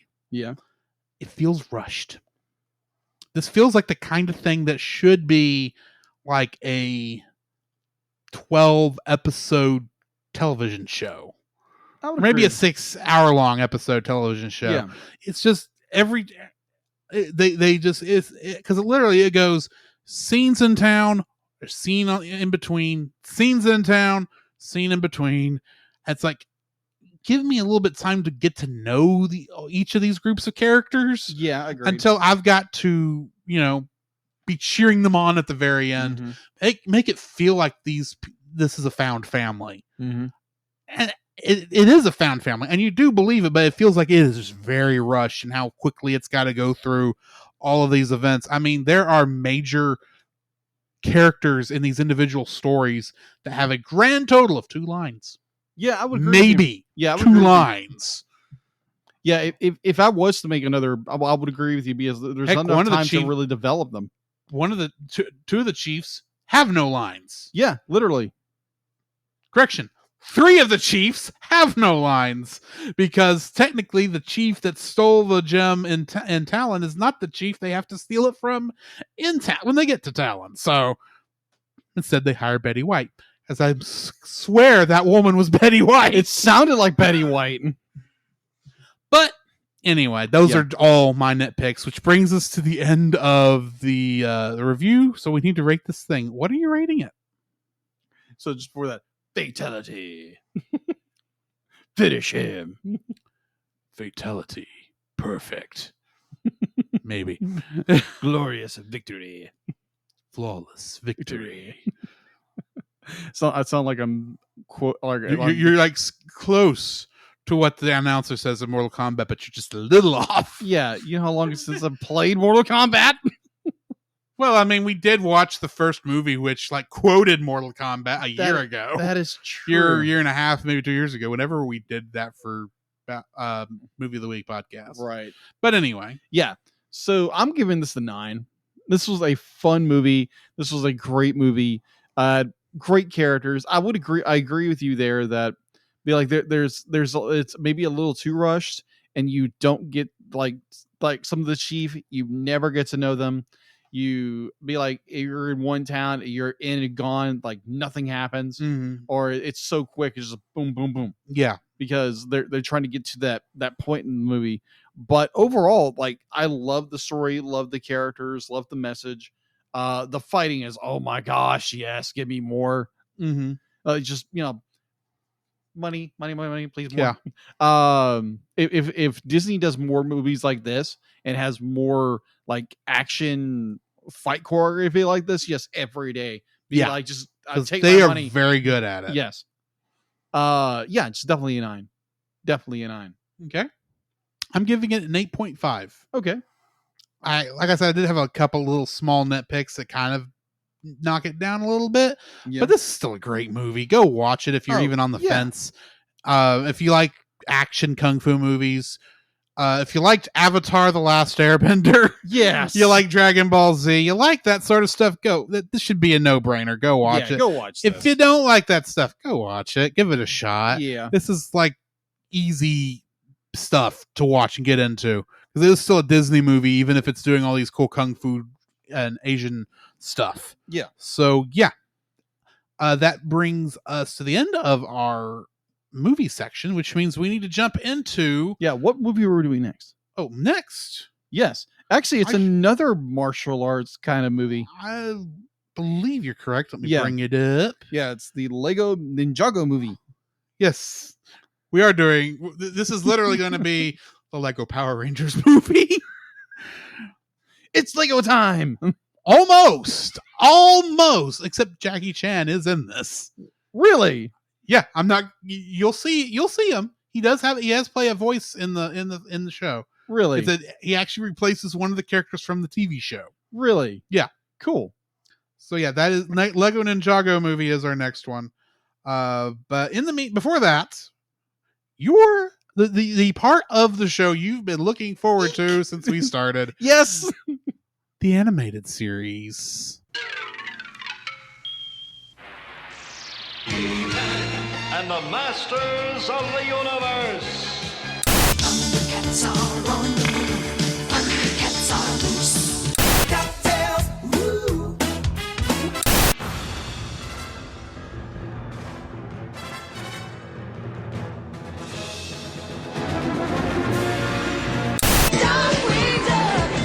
Let's get dangerous.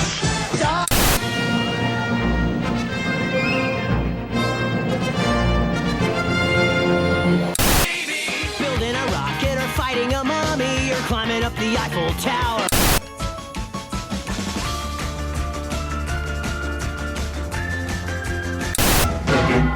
The pinky and the brain.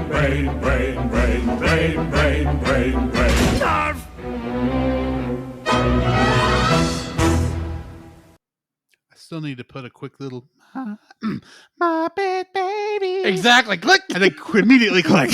Still need to do that. But anyway, we are reviewing the season 2 finale of Rapunzel's Tangled Adventure, Destiny's Collide, parts 1 and 2.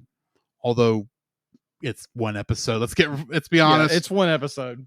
It's directed by Tom Caulfield and Joe O. Written by Jace Rickey, Leanna Dindal, Kelly Hannon, Ricky Roxburgh, Dave Schiff, Jeremy Shipp, and James Hull as a story consultant. Really? That's how it was worded. Getting into the guest cast for this, we've got Jonathan Banks returning as Quirin, Kelly Hugh returning as Adira, and Bruce Campbell as King Edmund. Yes. Now, correct me if I'm wrong before I get into this. And it could have been there, and I've just forgotten because it has been a hot minute. Yeah. But when he was in episode 1 of season 2, was that actually Bruce Campbell as King Edmund? Was that his voice, or did they get somebody else to play? I'm not sure. I have to go back and look at it. I'm just curious because I was sitting here watching this episode earlier this morning today. I was thinking, there's no way that's Bruce Campbell. Mm-hmm. And I'm watching it. This sounds like Bruce Campbell. This sounds like it has to be Bruce Campbell. Watch the credits. It is Bruce Campbell. That makes sense. Who else would be? And I can say this now without feeling guilty. Who else would be Eugene Fitzherbert's father? Dun dun Then dun. Stinking Campbell. Summary for this episode: Princess Rapunzel finally reaches the Dark Kingdom to uncover the truth behind her destiny. Unfortunately, a dark secret revealed may alter everything Princess Rapunzel and her friends have risked their lives for. Trivia for this: at the end of the second half of the 1-hour special episode, Cassandra is no longer Princess Rapunzel's devoted confidant and handmaiden, but she has become her newest enemy. Dun dun dun. I wish this hadn't been spoiled for me because of a stupid album art piece. It was like, thanks, Internet. Oh, look, she's got blue hair. I wonder why. Well, all that leaves is one other little fan theory about her just to pull this all together. In this episode, Eugene sings his first and only song sung during the episode. Or solo song. Solo song in the show. King Edmund is revealed to be alive, and he is also Eugene's long-lost biological father, indicating that Eugene is actually the long-lost prince of the Dark Kingdom, and not an orphan like he originally thought. Great, we got another prince. Yes, but this makes it where her marriage is to him will be a little less controversial. True. Very true. When Eugene holds his girlfriend Rapunzel while they are shocked at Cassandra's transformation, Pascal, who is supposed to be on on Eugene's shoulder, I believe. Or he's supposed to be on Eugene. Yeah. Disappears. Oh, I'm not surprised. I thought something. It's an animation goof. Yeah, I was like, wait, where's and Pascal? And not only that, the part after that where they see her and are shocked to see Cassandra's transformation.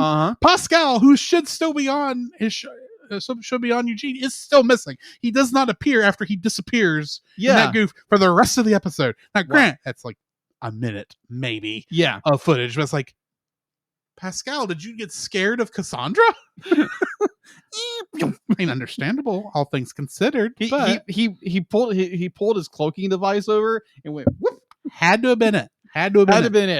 Though just technically that is an animation error, but yeah, that is. I'm debating where do we start with this. Oh gosh, let's start with the start from the beginning of the episode and just make our way back slowly to the part we really want to talk about. Yes. Okay, so they arrive in the Dark Kingdom. Finally. Yes, finally we get there. Even though technically they were supposed to enter there once they passed through the Great Tree, I thought.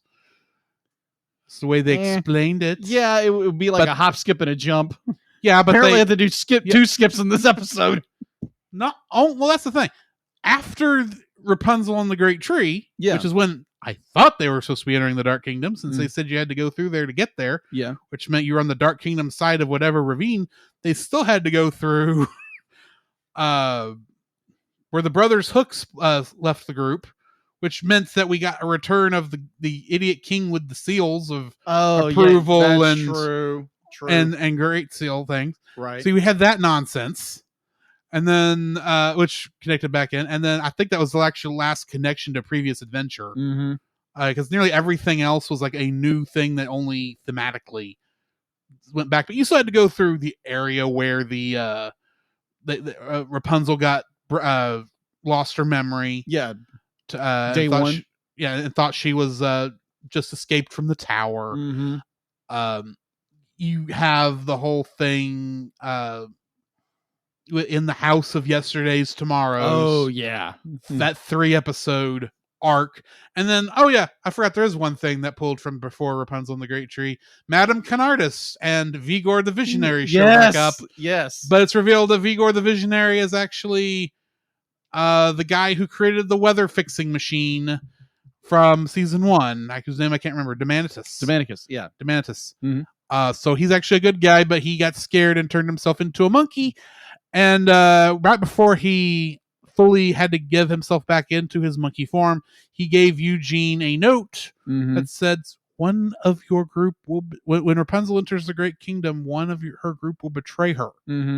Which is interesting, considering a couple things that occur in this episode. Which they kind of lay out. Because I said from the very last episode, it's like, I know somehow Cassandra is going to betray Rapunzel. Yeah.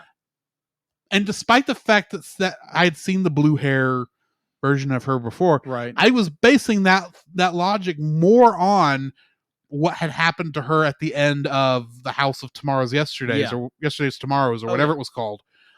Because it's very obvious she saw something there that was changed how she really was, even though the next couple episodes that she's in, really up until the end of this 2-parter, you think she's still on Rapunzel's side. Definitely how they approach it. Yeah, that you would not really, that turn at the end, and we'll get to that, is very 180 degree. You don't realize it's coming, because they did a good job of making you think.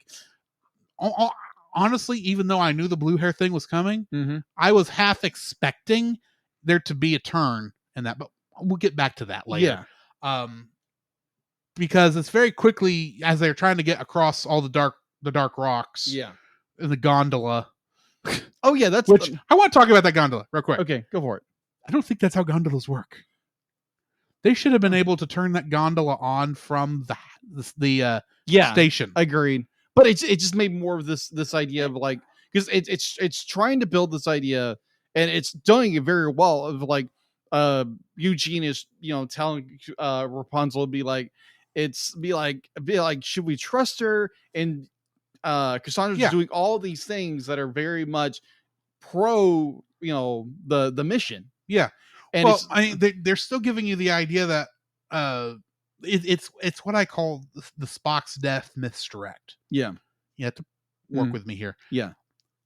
In Star Trek II: The Wrath of Khan, Yeah, amazing movie. before that movie came out, it had leaked that Spock was going to die during the movie. Well, during the Kobayashi Maru scenario, not only did we see Spock die, but we also saw McCoy and Sulu and the rest of the bridge crew. So it's like, 1 second, it's like, okay, yeah, we're past the death scene. It was nothing. Ha ha ha ha ha. Which then, when they finally do get to the death scene, it's like, stab you in the heart. So they expertly did that here too, because they give you every reason to think Cassandra is the bad guy, and then she comes back and helps her because, of course, that's who she is. She's there to help Rapunzel. It's the entire reason she's on this journey. So they go, okay, she's not going to betray us. Yeah. They get that out of the way as soon as possible, only to get Eugene into meeting his father, King Edmund. Yeah. And you even have him, interestingly, mirroring the beginning of the season, where he has to tell Rapunzel, I'm sorry, I have to leave the group, but he won't tell her why, all because a giant man with a beard told him he couldn't. Okay. Yeah, that's right. It's just interesting. In this case, it's not because, he was promised to marry That's right. Stallion. Yeah. It's because his destiny, ironically, destiny can go into both of these things. Oh, yeah. With Stallion also. But it's his destiny to come back and defend the world from the Moonstone Opal. Yeah. Which is why he won't let Rapunzel in, because he's convinced that somehow, if she's not actually the Sun Drop, which can come on, she is. Yeah. This will actually cause her more pain. Yeah. It could destroy her. Yeah. But I think it's just more, even Cassandra says it in episode 2, the second part, is like, of course, be like, Eugene's doing it for a reason. Yeah. And I love the whole cinematic theme of this idea of destiny. Yes. Like, you have Eugene has his destiny. Eugene has his destiny. Rapunzel has her destiny. Even that'd be like Cassandra. Cassandra at the very end says, I am seizing my destiny. Yeah, even before that. But even Lance and King Edmund are having to deal with their destinies. Yeah. You know who didn't have to deal with their destinies this episode? Shorty, Max, and whatever girl horse's name is. Oh, Penelope. Whatever. I don't remember her name. I'm sorry. She's that unimportant a character. Okay. She's just there because poor Max can't pull the camper by himself. That's true. Oh, the poor camper. It got destroyed. Again. Though we're at the end of the journey, I'm guessing. Yeah, agreed. I have this feeling. Don't tell me. I'll find out next week if I'm correct. But how this is going to go is there'll be a couple of quick scenes where Cassandra and Rapunzel will have a bit of a tiff, maybe a minor fight scene, and then Rapunzel will escape, and all of a sudden, then we'll go to where the theme song would be, because I know that's not where the theme song is, because I did look ahead. Because I was curious if the theme song changed at the beginning of season 3. Yeah. It didn't. But then that's where your first commercial break is, and when you come back, we're back in Corona. I half suspect that's what's going to happen, considering the next 2 episodes are called Rapunzel's Return. Maybe. It's like, well, now we're back here because this is where everything's going to come together. I don't know. We'll see. We shall see. We will see. We'll get there when we get there. Next week. Like this episode is very well done. Be like, you have this like flip and switch. Be like, it's this idea that be like, oh yeah, Cassandra is definitely the one who's doing it. But then we get switched with, Eugene's doing it. Yes. And then Eugene comes to the, I can't believe I did this to the woman I love. Right. And he turns on his dad. It makes his dad, make a turn for himself. And then it's just this, even though it's not quite as believable with his dad, because it's like, no, we can't let her go in there. She can't be in there by herself. Okay, well, now we're getting fought on by the ghosts of our ancestors. It's like, oh, okay. Our family sucks. Ching! Okay, I'm gonna lift the head up. Y'all crawl in. You three crawl in there and have your big plot moment. We'll be waiting out here for next season.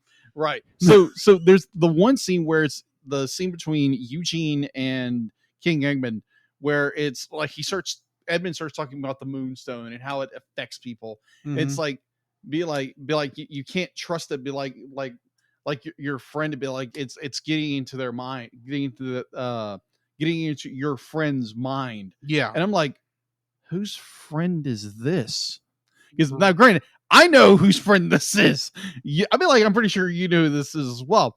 But like, the Moonstone is getting into somebody's head. Has to be. And so it's just more like, yeah. Well, he was afraid that it's going to get into Rapunzel and it's going to turn her evil somehow. It's like, right. It's like, have you met Rapunzel? Yeah. She doesn't have an evil bone in her body. Yeah, but it's almost she like wouldn't know how to be evil. That is true. Well, I say that, then I think back to Rapunzel Year One, and I go, Rapunzel Year One, when she's fighting Cassandra and everybody else because she's convinced they're the bad guys. Yeah, exactly. And it's like, oh, you can be scary. Yeah, you can when you're on her bad side. Mm-hmm. But anyway, yeah. Overall, but like this episode is so well done, and you get into the Moonstone chamber and be like, it's okay, everything's great, everything's good. It feels like it's heading towards this great moment as Rapunzel reaches out, and all of a sudden you see another hand grab it and says, Cassandra, what are you doing? I'm seizing my destiny. And you get the whole bad guy transformation scene. Her hand becomes whole again, and she comes out in this weird sci-fi armor with glowing blue hair. And it's like, I'd like to find out what happens next. Ding!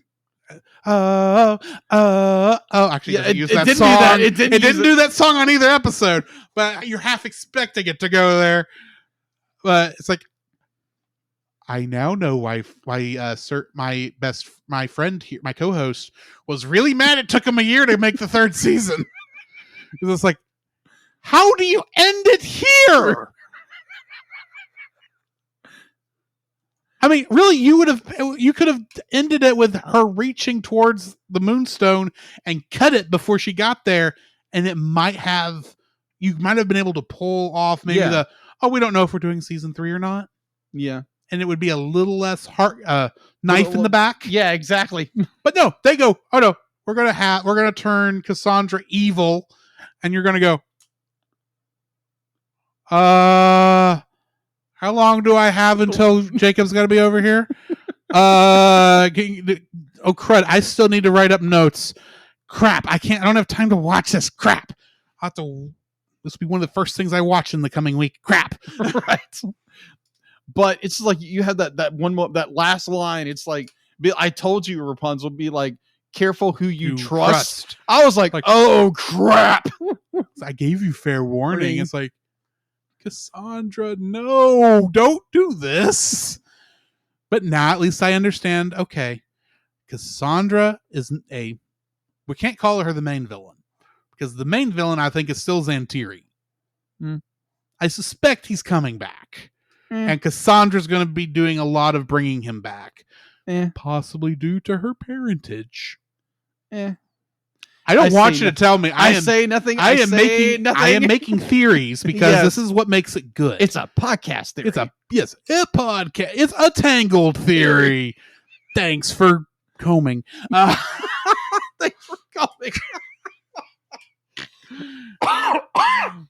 Oh my gosh.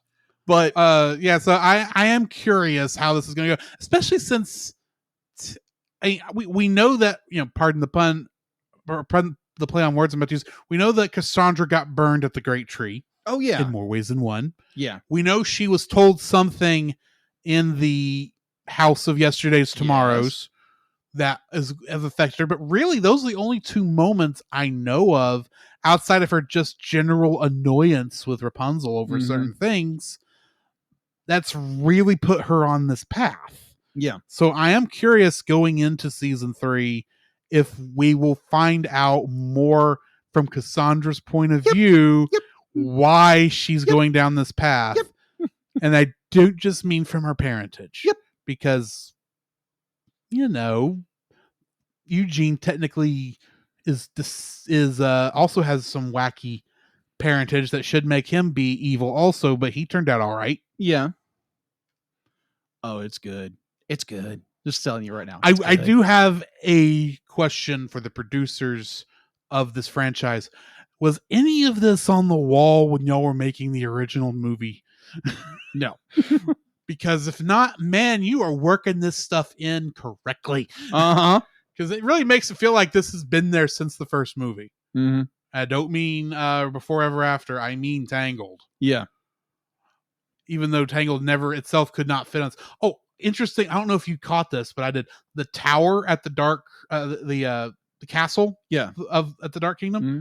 Did you notice that the center of it was a structure that looked a lot like Rapunzel's tower? It did. I saw that and I was like, and it moves like, wait a minute, I need to back up. I want to make sure I'm seeing what I'm seeing. Mm-hmm. It's like, okay, so I'm assuming Demanitus had some ties to the Dark Kingdom. Some ties. Okay. It may have affected maybe a general thought of architecture. Yeah. That perhaps one of Demanitus's former loyal assistants may have saw and built in the image to store the sun drop, because it might be a very opportune or very there might be some magical reasoning why you might want to put it in a tall tower. Maybe the sun drop in a tall tower. And also this alleged disciple of Demanitus, or who betrayed the very, very hinted at and very poorly kept, considering that episode. Considering in that episode, I was like, oh look, the voice actress for Mother Gothel and the voice actor for Matthews and the voice actor for Painter Lady from the first movie from the first season all were playing additional voices in this episode. Technically, Wonder why? Gee, I wonder which additional characters they voiced. Could it be his assistants? Because one of them looked like Mother Gothel. So, I mean, I think I brought this up, but I want to bring it up again. The idea that Mother Gothel possibly being a disciple of Demanitus and betraying, and later a disciple of Zantiri, learned about the sun drop enchantment from the research, right? Which is what makes me go, were y'all thinking of this? I'm half wanting to go back to Tangled and see if there's any sort of anything in the background that points towards Demanitus and Zantiri, if anything. I'm not in sure. The background, maybe in her clothing. Possibly. I don't know. Yeah. So my point being, if Mother Gothel, if we're going by this, be like she was a disciple of Demanitus and betrayed for Zantiri, like knowing the sun drop from where it was from in the Great Tree, also knowing the Moonstone incantation, knowing that, be like, did Mother Gothel know that? Be like, if I assume there's a lot that Mother Gothel knew, and perhaps it was her job to find the sun drop, but Zantiri didn't tell her why. Maybe, and she found it and just decided, well, I'm going to hoard this for myself to poo with the other guys, since at least Painter Lady was trapped in the machine somewhere, because it was that machine when they turned the machine on. It's how she escaped. We don't know where Matthews was that whole time, but he was obviously hanging out somewhere in the moon, near the Moon Kingdom. The Moon Kingdom. Dark Kingdom? The Dark Kingdom. Right. The Moon Kingdom is on the moon, and that's where Sailor Moon comes from. Different movie, show though. Anyway, I think we've about gone as far with this as we can. Yeah, agreed. So we need to go ahead and end this. Next week, we will be starting season 3 with Rapunzel's return. I'm assuming to Corona. Yeah, part 1. Both parts 1 and 2. Yeah, part 1's 2 and 3. But we're only doing 1s and 2s. Is it a 3-parter? It's a 3-parter. I thought the only 3-parter was at the end of the series. I'm not saying you're wrong. I'm just double checking. Remember correctly, it is a 3-parter. I could see it being an hour and a half, and we may do all 3 parts if that's the case, just so we can do a whole story at one time. If you follow my thought process. Yes. That's what we're going to do for the last one. Yeah, Rapunzel's part 1, part 2. Because when I looked at it, I thought there was only 2 episodes. Yeah, I could have, Yeah, I'm only sure it's episodes 48 and 49 overall. Oh, okay. Yeah, because the third episode kind of ties into it. Return of the King? Yeah, Return of the King. Well, that will be after that. Yeah. Anyway, in the meantime, this has been Drew. This is Jacob. And we'll catch you in the next frame. You can follow Jacob on his Facebook at Jacob B. Heron. His Facebook page, Jacob's Daily Art Corner, where he tries to draw each and every day. His Instagram at Jacob B. Heron. His Twitter at Jacob Heron. And his Letterboxd at Jacob Heron. You can find Drew on Facebook at Drew Dodgen.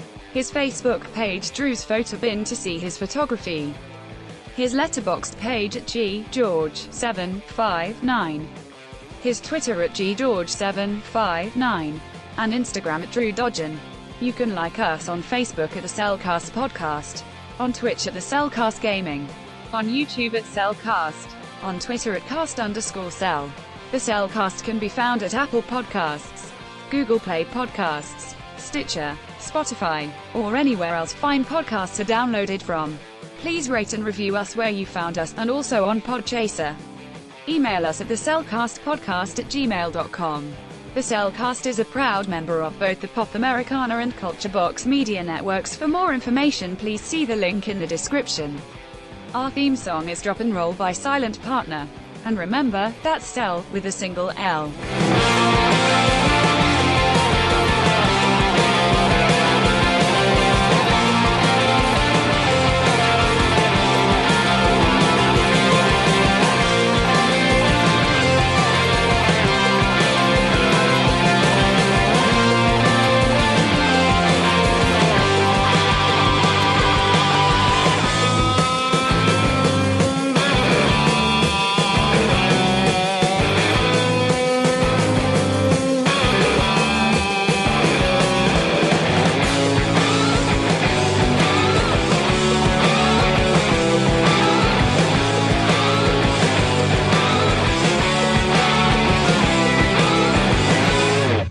Careful who you trust. Yeah, dude. Be like, why did you eat all those noodles? I told you, don't trust that vendor.